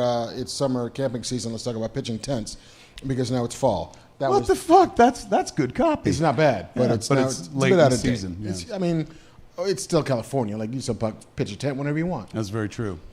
Blue Chew is a unique online service that delivers the same active ingredients as Viagra and Cialis, but in chewable tablets and at a fraction of the cost. You can take them anytime, day or night, so you can plan ahead or be ready whenever an opportunity arises. The process is simple. Sign up at BlueChew.com, consult with one of their licensed medical providers. And Let's once just you're stop approved, and appreciate opportunity arises. yeah, oh, I fucking missed that one. Yeah, you just wrote over it. Right? And meanwhile, the dude or lady who wrote this copy saw us blow up the other copy and like, oh, wait till they get to that line. And you just rolled right the fuck over it. I really did. They were like, I thought arises was clever. It was clever, It was. copywriter. I mean, it's no pitching tense, but it's subtle, and I like that. Yeah. So subtle, you rolled right over. Right over it. The best part, it's all done online, so no visits to the doctor's office, no awkward conversations, and no waiting in line at the pharmacy. And, by the way, no COVID. I mean, unless you already have it, in which case you still want to get your dick hard, I guess. Probably not thinking about it at that point. I haven't heard anybody. That's the news report I want to hear. Whenever they talk to people like, I survived COVID and shit like that, they tell you like all the horrible things. I want to hear somebody be like, and I had no interest in sex, none whatsoever. That will make people get vaccinated right there. I think we're waiting for the new statement from Nicki Minaj's cousin's friend. Cousin's friend. So yeah, call to action, please read verbatim. Here we go. I've been reading the call to action. Shall we do it verbatim. together? Okay, you ready? Where is it? Down here. Count of three. 1, 2, 3. So if you could benefit from extra confidence when it's time to perform, Blue Chew can help You. Let's add a you. You. Blue Chew can help you. And with, very nice. Author. That's the closest I've ever felt to being a Ghostbuster. What is their address? Where do we send them? And we've got a special deal for our listeners. Try Blue Chew free when you use our promo code FATMAN at checkout. Just pay $5 shipping. That's BlueChew.com, promo code FATMAN to receive your first month free. Visit BlueChew.com for more details and important safety information. And we thank Blue Chew for sponsoring the podcast. We absolutely do. And free? Fuck, give it a shot, man. Hell yeah. Get your dick hard. Get it clean. Get it hard. Oh, a question. Yeah. Is just out of curiosity, what happens if you eat it and you don't have a dick? I don't know. I would not recommend it. But I feel like you might want to go to BlueChew.com and check out their safety shit. Because if you don't have a dick. Do not sell to women. There's a list of do nots, but that's not on there. But I guess, they'll let us know. Pretty much. So yes, BlueChew.com. Thank you to the good folks at BlueChew.com who are right now questioning their decision to advertise on this show. We thank you for backing Fat Man Beyond. Why then? Wow, 3 sponsors tonight, man. Give it up for the good folks at Blue Chew, ladies and gentlemen. I feel like Bamf Man like is back. Blue Chew, I'm going to just put this out there for him. With The Matrix coming up, you would think that Blue Chew could have a wonderful tie-in with The Matrix, right? Yes. Not Red Chew, Blue Chew. Stay in the Matrix. Yes. I see you're putting shit out. What's this all about? I am. Well, this is all part of the giveaways for Q&As. Our prize package. Ooh, we're going to do Q&A, ladies and gentlemen. Looks like we have 3 prize packages. Looks like you're going to win tonight a print by Nate, the great Dark Nate returns. Nate Gonzalez, who me and Mark signed him. Show him. It's us as Iron Men looking exactly as we look in real life. Absolutely. What are these prints on top? These are prints that I got from an artist that I met at the Northern Fan Con, a guy named Johnny Cock. What's his name? Giant Cock? Johnny Cock. Johnny Cock. Yes. I was like, did you ask to see? He's very proud of it. Yeah, really. I mean, Johnny Cock. Johnny Cock. And so we have one that's of Skeletor. Ooh, that's a good-looking Skeletor. Which is cool. We have one adorable Grogu. Look at that little baby Grogu. Adorbs. And then we have one He-Man. Oh, there he is. Champion of Eternia. Yeah. And then we also have 40X tickets. Oh, Brett Deacon gave us 40X tickets? He did. Give it up for Brett Deacon and the good folks at 40X. You ever seen a movie in 40X? Oh my God! You don't. I was gonna say you don't fuck the chair fucks you. The chair is alive, ladies and gentlemen. It makes you part of the movie. It moves as the movie moves and shit. It's worthwhile experience. So you get 2 passes. You get 2 passes. Look at that! It's a decent fucking prize package right there. And I think there's one in LA Live downtown and another one in North Hollywood. They just opened up during the pandemic. They did a little construction. So we're I don't want to spoil anything or talk out of school, but aren't we talking about doing a thing with them? We're talking about doing 2 things with them. Ooh, I only know one. Too early to tell, but I think I don't want to say it just in but case it's a cool it thing. happen. It involves going to a thing. And we can say this. Currently, Venom and the new James Bond are going to be in 40X. And then Dune will be in 40X. Dune fucking making money overseas. You see, it just broke $75 million. Mm-hmm. So, it's coming to theaters here, but also HBO Max at the same time. Right. So unclear which one of the movies that's going to be in 40X we'll do this with, but in the past we've partnered with them to host a screening, and then potentially post-screening come back here and do a podcast about said movie. Or maybe even stay there and do it, depending. Maybe even stay there and do it. So yeah, that's something we're working on right now, and thanks to the good folks at 40X, that might be a reality very soon. We'll let you know.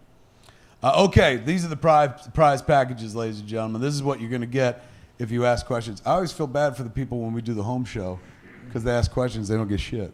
But this is membership has its privileges, and when you come to the cantina, you could walk away a winner and shit. We love to give shit away here. Plus, we love to get people drunk. Well, JC certainly does. So, speaking of JC, we give it up to Bamf Man himself to pick the questioners so that, fucking our hands are clean. Do we want to do? We should have talked about this before the show, but let's just do it for everybody. Here's a peek behind the scenes. Do we want to do a chat question first? They don't win anything. Yeah. All right. We'll warm up with chat. Here we go. Warm up. It's a good one. Brian Lawson wanted to know what would your what if episode be? Oh. Ooh. Somebody asked me this recently, so I have an answer. What if Batlin Jack Murdoch didn't die? So what if Daredevil was raised by his father? His father wasn't killed, didn't give him reason to turn to crime. Matt still works on the side of the Angels even as a lawyer, so you assume you could still tell a pretty good story about how he turned to justice regardless. So I'm a big Daredevil fan. That would be my what if. What about you? I don't want to cheat. I could cheat because I wrote a what if. Go ahead, cheat. I won't. I'll come up with another one. But the one that I wrote was called Peter Parker's Shutterbug. Yeah. And it's what if Peter had never been bitten by a radioactive spider? And so what happens to a person who believes that he had been destined for greatness that never showed up? Right. And, it was very much inspired a bit by the rhetoric you would hear around people who were mass shooters or people who had kind of been swallowed by conspiracy theorists or whatever, but that feeling of despondency turning into anger, turning into hate, Right. and how Peter Parker might have been the person who went down that road, but was arrested from it by his uncle who survived. Like that was the other big change, was that Aunt May... So Uncle Ben lived and stopped him from becoming Peter Parker, the Incredible Incel? Yes. I like that. I like that Yeah. what if story. Yeah. But, I think I'd like to see, and maybe it's just because I think it'd be funny, is what if Logan wasn't born a mutant? Oh, What if shit. he just had regular fucking genes? And so what happens to that dude?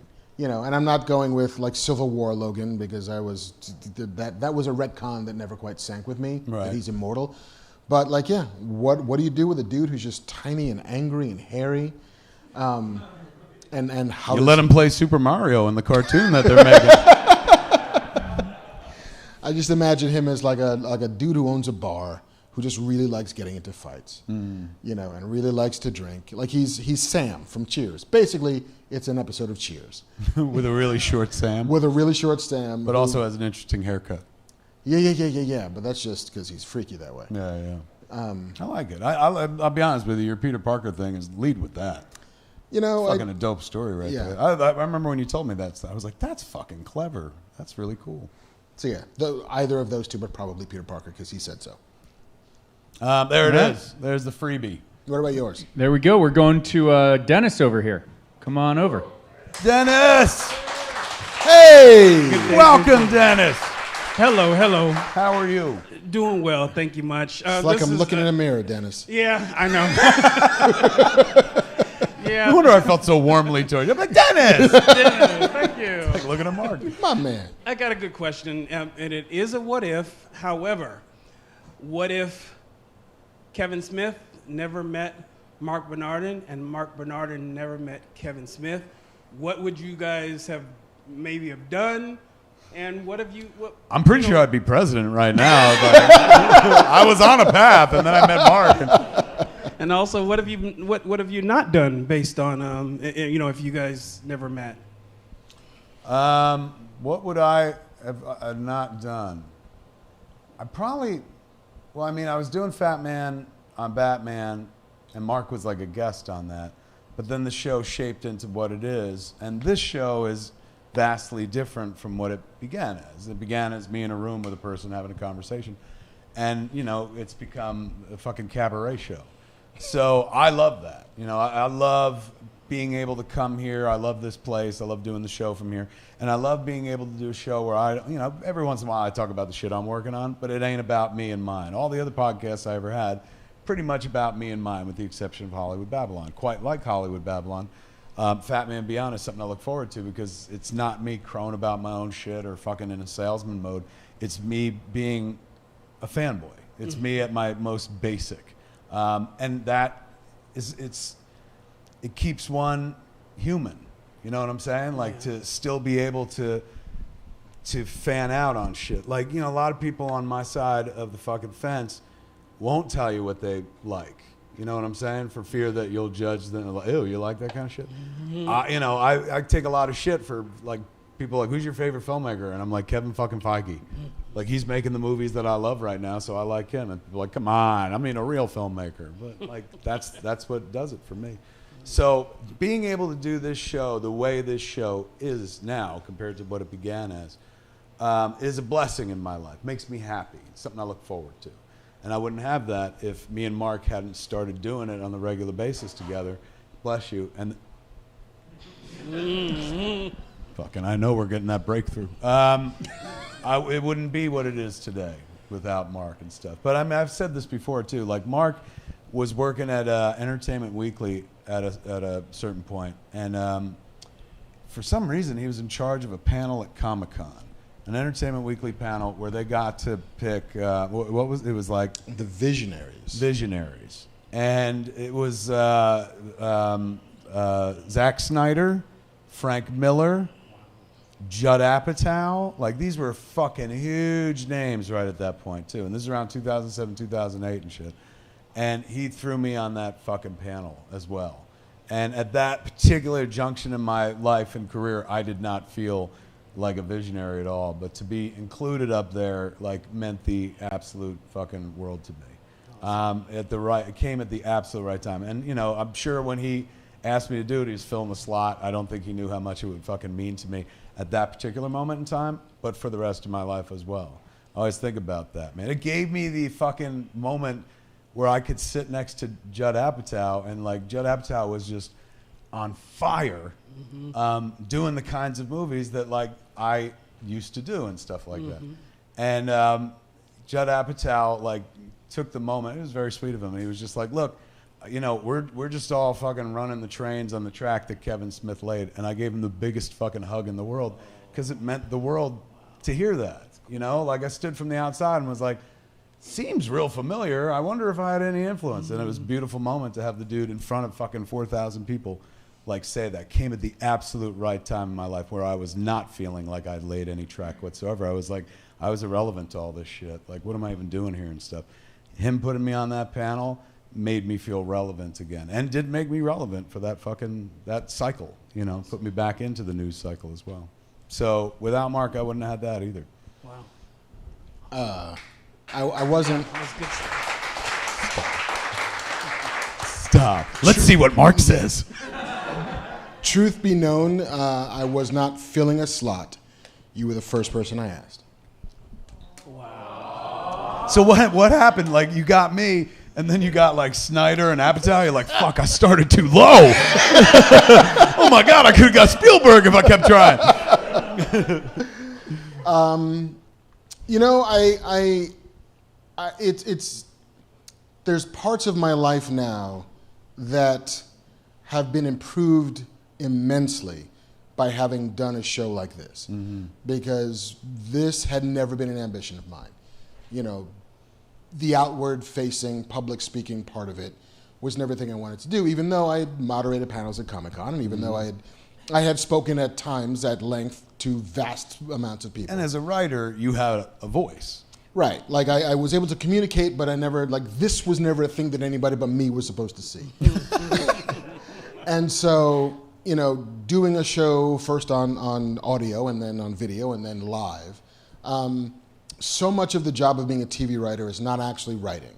A good third of it is going into rooms trying to convince people that you can write. Wow. And so the confidence that has been born of doing this work, of standing up in front of people, of learning to tell stories, of trusting myself to finish stories that I start that I hadn't known I was going to tell. You know, like, it's improv in a way, but It's true. There's no script on the show, and we barely know what we're talking about beforehand, except he gathers the news. That's about it. yeah. And like, when the shows are at their best, it's because we are just firing on some level, and cylinders I didn't know the engines had are all kind of working. And I wouldn't have trusted those to work if I hadn't been doing this for a bunch of years. Wow. And there are opportunities I've gotten because people have seen this show. You know, like, stuff that I've been able to take advantage of, stuff that I haven't been able to take advantage of. But 1 out of every 5 meetings I go in, there's some executives like, you know what, I really dig the podcast. And you know, I hopefully would have gotten into those rooms anyway, but they would have been harder rooms. They would have been colder rooms. They wouldn't have been as warm and welcoming. Definitely. And so, but aside from the friendship of it, of knowing a guy for whom I feel as if life was bound to connect us because we are so similar in so many ways, it's that feeling of at ease in front of people that I don't know, talking about things that I'm not sure about, and finding ways to be funny in ways that I never thought that I was. You know, because you don't know you can do it until you do it, but making funny people laugh is like its own kind of fucking drug. Sure. And the minute you do it once, you're like chasing that dragon. And so just... It just happened. But yeah, no, just discovering the me that I was supposed to be would not have happened had I not been able to stand next to him for these years. So I think that's the sadder what if. I'm just like, oh. Yeah, don't make that one. Go back to the Peter Parker one. That's way better. Yeah, it's like, oh, I mean, maybe he's doing it, maybe he's not, but he's not having as good a time. Did you? This is beautiful. Thank you. Side note, though, like you talked about walking into rooms and 1 in every 5, they're like, I love the podcast. Has this ever happened to you? Like you go into a meeting or you start telling a fucking story and somebody goes, I listened to the podcast. I heard that already. That happens to me so fucking often, especially in regards to Fat Man Beyond. They're like, I heard you and Mark talk about that. I'm like, oh. Never mind then. You know how this ends. It means I can't use your material or else they'll be like, ew, he's stealing from his partner. How gross. That's fucked up. And also there was a moment when I remember we were in New York. It was the first time we ever had a meal together. And the walk from the restaurant to the street to catch a cab, like 4 people stopped him for a picture. And this was also like before cell phones, so this was like still like 35 millimeter point and shoots. So motherfuckers like digging in bags and like pulling it out. Peter Parker. Poor Peter Parker, waiting for the fucking light bulb to heat up. And What a scoop! oh, hold on. Yeah. And to each person without fail, he stopped and took a picture. And I was like, dude, like, you don't have to do that. Like, you could say no. He's like, but what would it be the point? Like, I could always find 15 seconds for somebody. Even if I'm in the worst day of my life, find 15 seconds to make somebody feel special and to make them feel as if when they had their one chance to meet a famous person, it was the best, experience that they could possibly have. Sure. Like, why take that away from somebody? Yeah. And I always sort of took that with me as, and at the time, I never knew that anybody would want to take a fucking picture with me. But that feeling of everybody who comes to you is somebody worth treating with respect, and worth treating that time with respect. And they had to work up so much moxie to come and say a thing. Wow. The least you could do is be fucking gracious. Especially when they're coming to you to be like, I love what you do. Yeah. Yeah, I mean, it's easy to say, like, oh, man, I'm just having a shitty day, and this is happening, and I got fired from work, or whatever the fuck. But, like, you know what? That's not their problem. That's my problem, Yeah. And so just interfacing with the world, with even the lightweightest of lightweight fame that I might have, I completely just follow his lead of... Yeah. Which is why he's not more famous. You're doing it wrong. Just no pictures. Come on. Yes, that's how you build interest. People are like, he won't give me a picture. I like him more for some reason. Yeah, he's a fucking tease, and I dig that. You give him the picture, they're like, you fucking slut. And then they walk away. Ew, he likes it. And I do like it. Anytime somebody's like, I'm sorry, I know you hate this. I'm like, are you out of your mind? This means the plan is working. Like, this is what I always dreamed of. Fucking so take the picture. Yeah. But yeah, it would be a smaller, more subdued life, I think. Awesome. Beautiful answer. Yes. Beautiful Thank question. You so much. Thank You win a package. And 40X tickets are yours. Yeah, you totally pick. Choose your fortune, sir. Thank you. Pleasure. Good point. Fucking asking for the one you want. You're like, I'd rather have Grogu. Yeah. First question, joy. Like, I get to choose. This is also, because we missed it, the 4th year anniversary show of doing the show from Scum and Villainy. Is that right? We've been doing it here for 4 right? years? It was like Wow, last week or something. You texted us and you were like, it was 4 years today that we started doing the show. These 3 have been at every one of the shows practically. Yeah. You deserve some kind of, I don't know, like a tater tot prize. Get some of that food that Andrew was getting before, man. That looked good. Tater tots for everybody. Huzzah! All right. JC's like, that's not a binding offer. Yes. He's paying for it. Who do we got? not me. Who's next? Hi, how you doing? What's your name? My name is Showbeck. What is it? Showbeck. Everyone give it Showbeck. up for Showbeck. Thank you, thank you. Welcome. So, nice. So, I've been watching a lot of you guys and stuff during the pandemic. I know this has brought you into like a lot of new stuff that you haven't done before with Jay Muse, like the video games.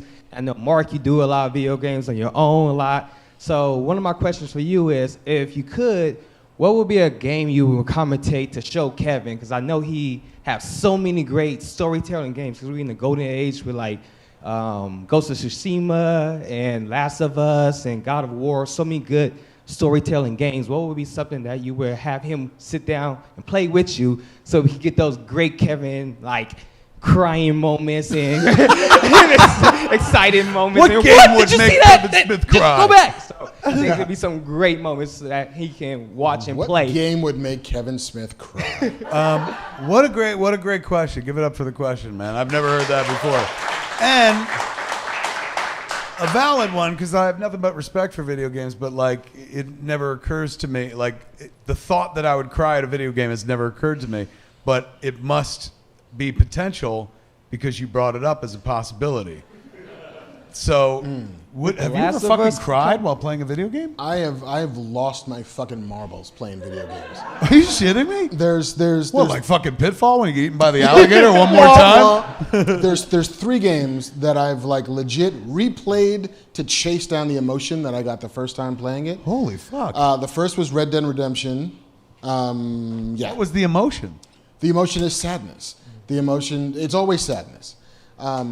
Because by the end of the game, and the problem is it's a long game. You're playing for like 40 hours. Right. And that's a while to make a dude sit and watch to hopefully get Yeah, I'm like, fucking tears. when's it get fast, Mark? Yeah, come on. When hurry does up. Iron Man show up, Mark? Come on, man. You just ride this horse everywhere? You can't just fucking, there's no flying? Nah, man, no flying. I ride this fucking horse. But yeah, Red Dead Redemption has this Does the ending. horse walk in real time? Is that why the game is 40 hours long? You know? you got to drive all the way across fucking Texas on a His horse. balls does shrink. Yeah, ball shrink. Yeah, you need that toner from Manscaped. Yeah, you do.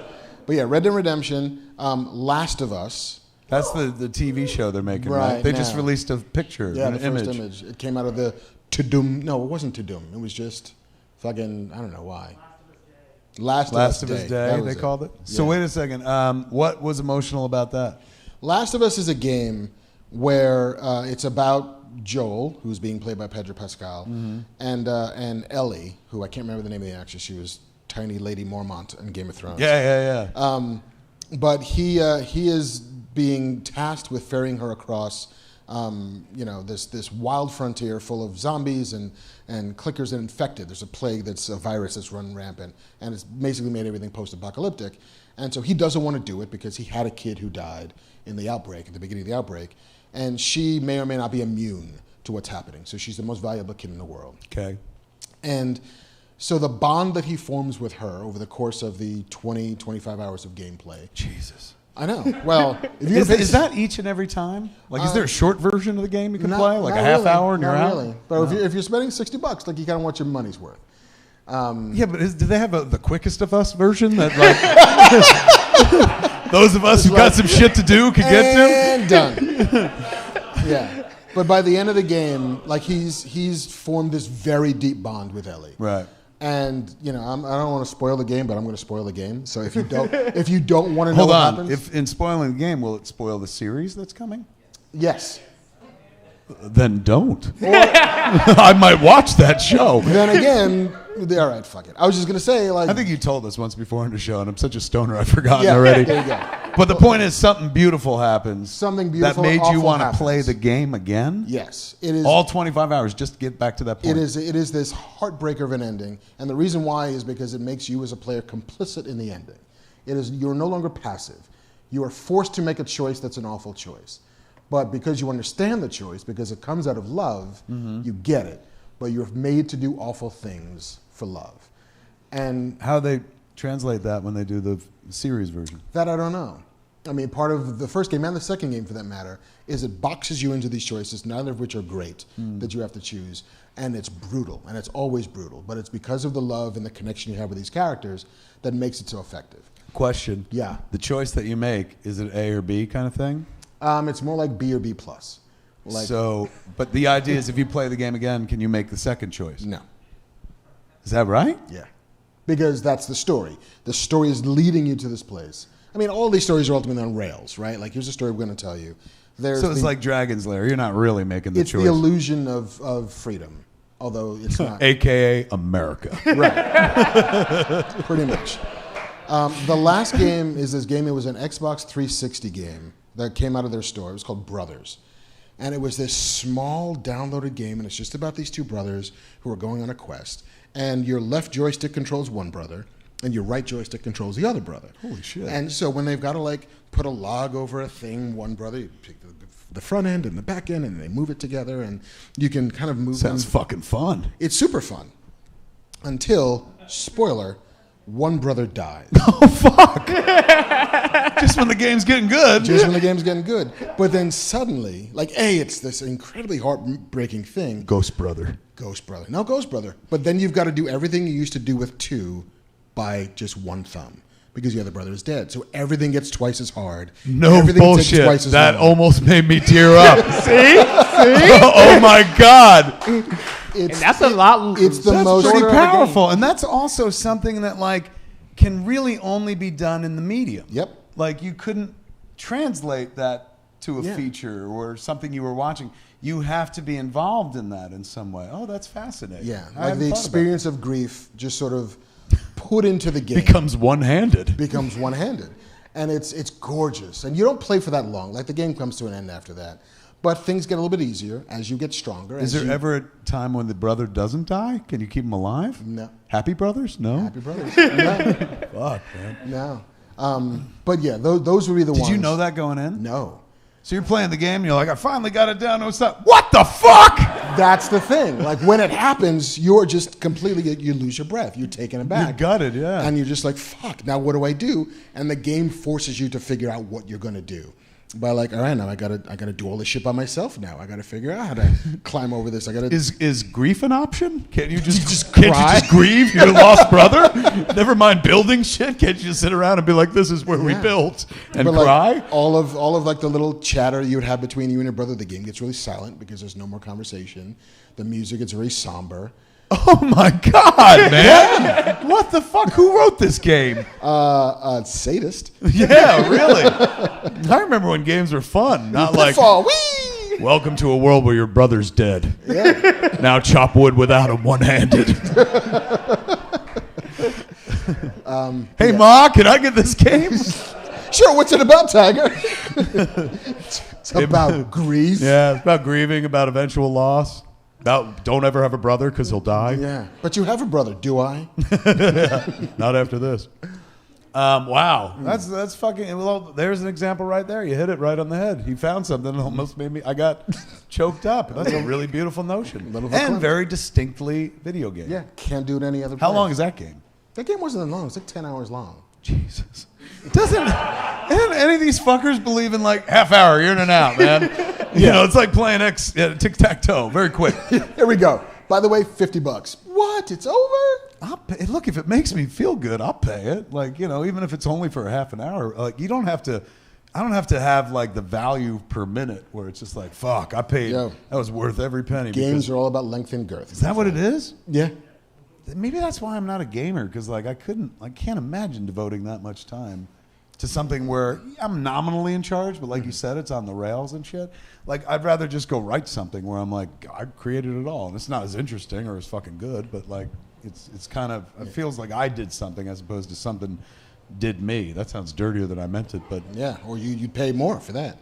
yeah, apparently. I got it one day. I wonder if there'll ever be a video game that like captures my imagination and makes me sit down for 10 to 20 hours. It's been a long time since something. Be Yeah, like remember. Endgame Part 2. It's like, Yeah, You'd but have to, like- only. But I'm a snob, so only if they got the real actors. Like they did that Avengers game, but it was a bunch of people who were not the real Avengers and shit. And I was like, come on. So if they got the real people and shit, I bet you I would play that game. And the characters look like the real characters in the movies. I might devote. What is it? The Arkham games. Yes. Why don't I play the Arkham games? That's an excellent The fuck question. is wrong with me? You won't cry. I host but Fat it's Man badass. Beyond. Yeah. You won't cry? They did that one fucking commercial. Remember Tim Yeah, Miller yeah, did yeah. that? That shit made me cry Our harder. boy Tim Miller? Our boy Tim, that fucking up and coming young boy Tim Miller. Turned out to be 50. That's still one of the most powerful pieces of Batman media I've ever seen in my life. The commercial for which game was it? Origins. It's Yeah. like it shows Bruce as a little boy and is like happy, and then you hear the gunshot and his fucking face drops, and then they keep doing the gunshot, and on every gunshot they cut to an older version of Bruce, his face in the same position and stuff, but all just like the boy, the joy in the boy that was there, joy in the boy. You know what I'm talking about. The happiness is just fucking gone, and then he's haunted. Oh God, and they had that like really sad fucking music and shit.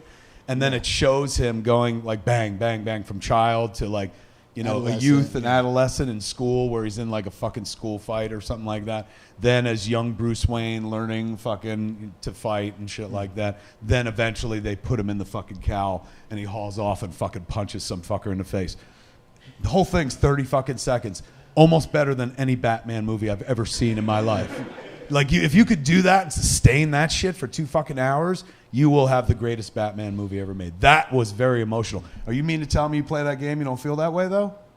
No, you just get to fucking punch people a lot. But you don't get sad? Like, my parents are dead. No, it Like, doesn't, I want grieving mode, man. it doesn't I look don't want to backwards punch that people. way. I just want to sit around and fucking be emo and shit. There was another commercial for that game where I remember it was like a voiceover that was Thomas Wayne's voiceover. Yeah. Writing a letter to his son, To yeah. his son. And it was like, listen, when you grow up, I know you're a pretty frivolous kid. I don't want you to spend all this money on cars and fucking toys. And you just see him in the fucking like bat lair, just fucking can't do fucking Batmobile and the Bat Chopper and the Bat all of that shit. It's like, I hope you find your calling. I hope you devote your life to making this city a better place. And I hope you find a way to make yourself proud and find some peace. And it's just him, this fucking Batman. Not doing any of that really, but still doing all of that. I'm telling you, man, marketers, some of the best fucking filmmakers, storytellers on the planet. you got because you're 30 doing seconds. it in 30 seconds. In 30 seconds, you see how well I can still tell. I haven't seen that commercial in fucking years, and I can on my deathbed, I'll still be seeing that commercial, going like, that was so sad. This is the saddest 30 seconds of a Batman thing I've ever seen in my life. And I saw Batman and Robin. It's like he's delirious. No, he does this all the time. That was a beautiful question. Yielded a beautiful answer. You get a beautiful prize. Pick one. It's all yours. Well done. You went for Skeletor. All right, so we got a He-Man left. He-Man, last choice. I'm not going to say anything. Just going to leave it right there. Yep. What's your name? Eric. What is it? Eric. Eric. Give it up for Eric, ladies and gentlemen. Wearing a Clerks 3 shirt. Excited. I'm excited for the movie. Okay, so I recently purchased the Kevin Smith Suka Stash book.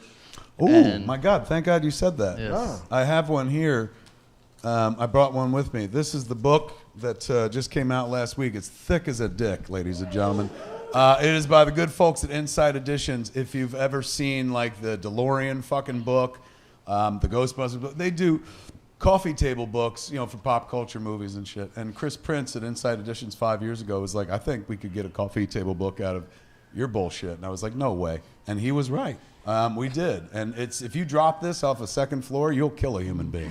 It's not just a fun read because it's like, you know, I tell the story of my life and the fucking all the movies we've made, and there's tons of fucking photos. And since I never throw anything out, there's tons of rare fucking items, and there's pull-out items and stuff.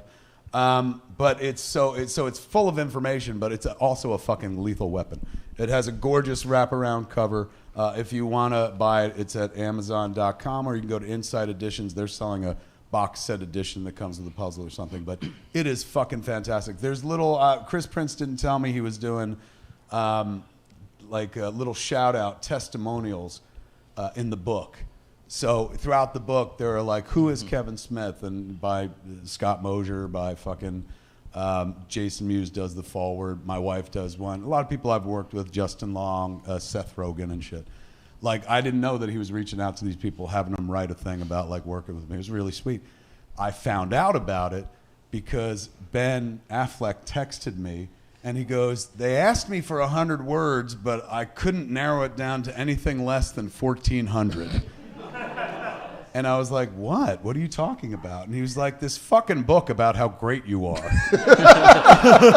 And I was like, what? The book? And then he told me, and he fucking sent me what he had written, which was breathtakingly beautiful. It's in the book. It is so many words. They had saved like 100-word space for him, and he handed them 1,400 words, and they were like, we can't fit it into the book. But thankfully, because the book is full of pullouts, like you could pull out this Mooby's Fry container or my business card from when we first started, or the call sheet from the day of Mallrats that Stan was on and stuff. All these things you could actually pull out of the book. They put Ben's entire fucking dedication as a pullout, and it's like this little booklet, love letter, 1,400 words from Batman himself. So really fucking quite beautiful, the book. And JC asked when I came here, he's like, you giving it away? I said, fuck no, this is mine. I just wanted to show people what it looked like. You get your own. It's fucking expensive. At least Amazon, they drop it down a few bucks, but like the list price, $65, man. So you got to really like Kevin Smith. That being said, once you get into that book, worth every fucking penny. It's like a 50-hour video game, kids. So much content. You'll get emotional at the end. Anyway. Yeah. So reading the book, it was really amazing to see how a lot of your movies, the stories you write, are very personal to your life. You know, they come very. from I don't know how to inspiration do from it your life. any other way. I'm not a writer. I just kind of steal from my own life and change everybody's names. So yeah, for both of you, it's like, is there a story that you haven't told that you'd like to tell? What a great question. Is there a story I haven't told that I would like to tell? Yeah, but nothing that won't get me into trouble right here and now. Like, there's definitely some things that I kind of hold on to. In that book, I let a few go that, like, I hadn't really told publicly before and stuff. I'm trying to think. Is there anything that I mean, you know, oddly personal stuff that nobody needs to know, but that's not really a story. More like, you know, did you know that I like to fucking, like, wake up at 3 a.m, smoke weed, and cry watching old TV shows, shit like that? And most people would be like, yeah, I figured, you know. Checks out. Yeah, it's on brand. I'm trying to think if there's anything. Do I have any fucking secrets? Like, my whole fucking shtick is put it all on Front Street, and that way you never got anything to worry about. And so it gives me very little to hide, or very little that I've never shared before. That's generally my problem in life, is I'll start telling people stories. They're like, yeah, I know, you talked about that on a podcast, or you told me that story before. So I can't think of one, man. I can't think of anything that I'm not, like, telling people yet. I mean, there's stuff I know, like, you know, fucking, it's not a story, but I know information about this fucking guy. Not like, you know, what he does behind closed doors, but like jobs that he's working on that would fucking spin everybody's heads and shit. But can't share that. It's not mine to share and shit. Trying to think if there's anything that anybody fucking doesn't know about me at this point. I mean, this is going to be gross to admit, but I always wanted to be famous. I didn't know what for, but when I was a kid, I really, really wanted, like, to be known, because I was a fat kid, right? And so generally as a fucking fat kid, you're known as one fucking thing, fat. And being famous would have removed that, because nobody called John Belushi fat. Nobody called John Candy fat, and he was a very large man and stuff. So from a young age, I reasoned, right or wrong, that, like, if I could get famous, people would stop calling me fat. God, this is becoming very point. This is like one of your video games. On the 50th hour, it gets real fucking sad. Yeah, it made me think that, like, oh, that would be a safe harbor. And I was right. It was. But it was a dangerous safe harbor, because at least when people are calling you fat, it's all on Front Street and shit. For years, that went away. Nobody would ever call me fat to my face except me. I would call myself fat all the time. What they would do is colloquialize, and I started being called big guy. Hey, big guy, he's the fucking big guy. And when you're in charge and you're the director and shit, you're like, oh, I am the big guy, aren't I? But they don't mean that. They mean you're a big fucking guy. And those euphemisms are dangerous, because for many years I was like, I'm a big guy. I'm not morbidly obese, I'm a big guy. And then I wind up almost fucking dying of a massive heart attack and shit. So, you know, I was right as a kid. Like, if I got famous, people would stop calling me fat, but probably wasn't the best thing for me health-wise. Having success at a young age, like doing Clerks in my early 20s and shit, you start thinking you're the smartest person in the room. Like, oh my God, I was right about this fucking movie, so I must be right about eating cake for breakfast, you know. And then you fucking eat the way you want to eat, and you know, led me where it led me and stuff. So, yeah, I don't think I ever talked about that very openly and stuff. But before I wanted to be a filmmaker, before I wanted to be a writer. Just as a young kid, I wanted to be famous because it didn't look like famous people got picked on. God, is that weird to admit? Thank you for this therapy session, doctor. I feel like we've really broken through here, man. What about you, Mark? Anything you never told before? I mean, I haven't told most things before. Yeah. Nobody's been asking me shit for 25 years. That's true. You know, I suppose if this is a confessional, then I suppose It became that, didn't it? It did. Very Sorry, quickly. my bad. That's cool. I suppose I will confess the reasons why, and I guess we'll do this anyway. The reasons why I don't believe in God. Oh, fuck. Do it. Yeah, fuck yeah. Do it. Oh my God, let's go anti-religion. That'll be great for the show. I was always like, my parents were very like vaguely judo sort of Christian in their upbringing. We didn't go to church a lot. Not even Christmas and Easter. It was like weddings and funerals were the only times we really went to church. And so I always had this, I was calling it a healthy doubt, which is Agnostic, we call that. yeah, like I don't know. It doesn't impact my life that much. If you believe, great, but I need a little bit more than what I'm getting. I like it. And I went, Even as a kid. was just like, yeah, I guess I see the Christmas specials. It's funny because you're a comic book loving kid, so you'd imagine you'd like those funny stories about people with magic powers and shit. I like Greek mythology better than I like the Bible. Of course, man. Like- Those stories are way more interesting. More fucking. Zeus fucks everything. Jesus fucks nothing. Like 100% more fucking. The food's better. Yes. And everyone's always mad at each other and fucking Yeah. doing shitty things to each other, just like people. It's like Falcon Crest, but with lightning bolts. Fucking Falcon Crest. What a great pull. Oh my God. And that was worth the trip out tonight alone. I'm gonna go home, call my mother, and be like, Mark Bernardin brought up fucking Falcon Crest. Remember we used to watch that every Thursday night? and so I went for a long time, just sort of being sort of blissful about it. And then like I had kids. And kids will either, it's a inflection point in a person's life, right? You will either double down on a thing or you will pull back from a thing. In other words, if you're into God, having a kid will, oh my God, you're a blessing from heaven. You're God's It's a little miracle angel. baby. And especially if you have a fucking miracle baby, where like we were in the NICU for 3 weeks and it was touch and go, but everything worked out and we brought her home and it was great. I didn't have that. But instead, I had a child on the spectrum, and a special needs child.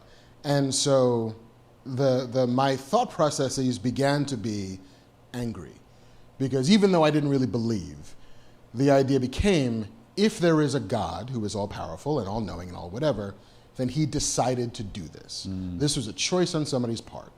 And not for me, because I'm the least interesting person in the story, but it was all about the kid.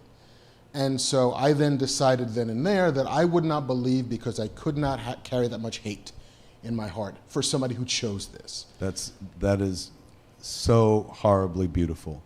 Like that is so affecting. That you're making me want to tear up with that alone, man. Like fuck, that's so real. Keep going. Keep So going. I couldn't. Put that shit in a video game. I'll play it right away. I'll play 100 hours of that. Yeah. So I couldn't believe because if I believed, then that means that I was going to live a life of anger and hate and just fury. And so it became necessary for me to be an operative human person to not believe. And so I've never really thought about it much more than that. I've definitely not mentioned it to anybody in public, but that's... Oh, you're going to get a bunch of tweets from people going, Mark, Oh boy. Jesus understands exactly what you're going through. A lot of salesmen could come out of the woodwork for you. Yeah, but that has framed a great part of my life and how I choose to live that life, because I don't want to be an angry person, because anger leads to the dark side, and that was saw my that religion movie. growing up. Yeah. My religion was Star Wars. Much more believable story. Yeah. No, totally.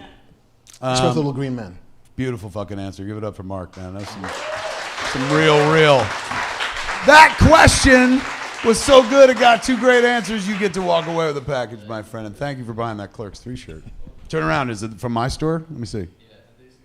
Yeah, it's got the Stash logo on the back. You didn't pirate that shit. Yes, that's right. That's all our 3 questions. We gave out our prizes. What do you got? Anything? Mark made a joke about pirating the Clerks 3 shirt. I was at LA Comic Con and I saw a guy in a Scum and Villainy shirt, but the logo had stars behind it. And I went up to him and I was like, "Hey man, I really like your shirt. Where'd you get it?" And he goes, "Oh dude, I went online, Googled Scum and Villainy, I downloaded this image from their website, and I've been making these shirts." He's saying it to the guy that owns Scum And and I was Villainy? like, "Oh, I feel like I've made it." And he's like, "What do you mean?" I'm like, "I own that bar, and I sell the legit versions of those shirts that you're bootlegging." But it was so great because I was like, "Oh my God, somebody's bootlegging my stuff." Like, I feel legit. You've arrived. What happened after that? I think I took a picture with him and then Listen here, motherfucker, that's my shirt. Okay. Yeah, and then had him arrested. Wild, man. Fuck. It touches everybody. If you have any sort of IP, even like a bar, somebody's like, "Look, I'm making money off this guy's fucking bar." Jesus. And I'm so I proud of respect it. that. Yeah, it happens. Look, years ago, before I made movies, since we're in confessional hour, we used to buy fucking bootleg movies at Comic-Cons and stuff like that. And so, I became a filmmaker, and naturally, I was never one of those people that's like, "You should pay for movies," because sometimes I didn't when I was a fucking kid. And here's something that, like, I think about from time to time. Jay and Silent Bob's Secret Stash been open for my comic book store in Red Bank, New Jersey. Been open for over 20 years at this point. In the beginning, when Walt took over Comicology and it turned into Jay and Silent Bob's Secret Stash, Brian and Walter ran the place. Walter would sell bootleg movies, so we sold so many copies of the Star Wars Christmas special and stuff like that. Like, just the way you'd go to a con and you'd buy bootleg tapes, we used to sell the bootleg tapes. And I was always kind of like, I don't know if we can get away with this for much longer because I work in that business and somebody might notice and stuff. And he's like, "You don't work with Star Wars?" I was like, "Good point. I don't work with Star Wars. They'll never fucking notice." One day I went into the store and there was a bootleg of Mallrats up on the wall. And that's when I was like, "We're done. We're done." So didn't you know? Yeah, from victimizer to victim. I worked at Midtown Comics in fucking Manhattan? What a Yeah. great comic book store that is. Massive. In 2003. Think about, just a sidebar, you've been to that space. You work there, as you say. If anybody's not been there, and people online watching, I'm sure there are a bunch who've been there. Think about how much their rent must be in fucking Manhattan. They got a comic book store that big. 2 stories also. 2 stories. You have to be doing incredibly well to sustain yourself with that kind of rent. It is so I walked into that store because they sold bootleg movies, and I was like, "Look at all these cool Did they sell 80s bootleg cartoons." movies? Yeah, it was all 80s cartoons. I was like, "This is like in my head, I was like, this is like Android's Dungeon. Like, I'm gonna sit here and watch cartoons I loved as a kid while people shop for comic books. Not at Midtown Comics with, 10,000 square feet in Times Square. That was the hardest I've ever worked. It's on the 2nd and 3rd floor, so there's no elevator because the building's 100 years old. So you're And the staircase, carrying, if I remember correctly, super steep and thin. super thin, super steep. Like if it wasn't ADA accessible. So if somebody in a wheelchair came to the store, there was a buzzer, and people would shop and bring them their comics, Right. because you couldn't get a wheelchair up the steps.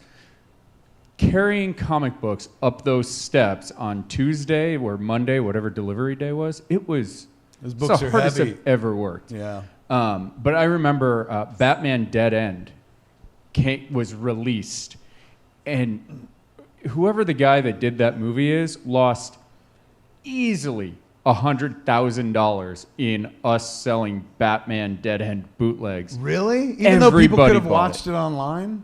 Well, it was like people Early still days had of like YouTube or dial-up something, and yeah. stuff. I feel like in 2003. So Wow. and like I'm outing Midtown Comics. Sorry guys, but just like the VHS tapes were $20. Batman Dead End was 8 minutes long, and it was just like get 20 of them in, they sold out immediately. I- People would call, do you have Batman Dead End back in? I was about to be judgy about that, but I remember that in the beginning at Jay and Silent Bob's Secret Stash, we used to sell the Spirit of Christmas bootleg over and over again, what became South Park.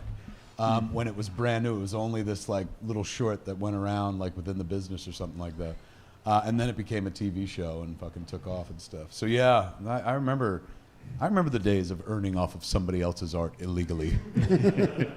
Oh, memories. Yes, that's why I don't get shitty when people do it to me. I'm like, I get it. Good for you. And also, I'm like such a fucking brand whore that I'm like, you're fucking doing a bootleg Jay and Silent Bob. That's one more Jay and Silent Bob t-shirt in the world. Thank you, my friend. So at the end of the day, there's upside, if not financial. It doesn't always have to be about money. You know what I'm saying? Except when it is. Yeah, In which case, except always. pay that man his money. Pay that man his money. We ran out of news. We ran out of questions. We ran out of prizes to give. We ran out of show. Did you have a good time, ladies and gentlemen?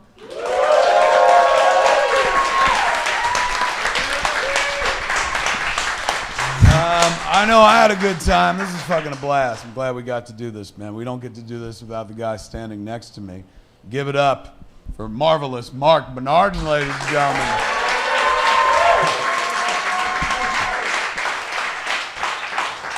And we don't get to do this show in this setting and pass fucking COVID off to each other were it not for JC and the Scum and Villainy Cantina. Give it up for him, ladies and gentlemen. Banff man himself.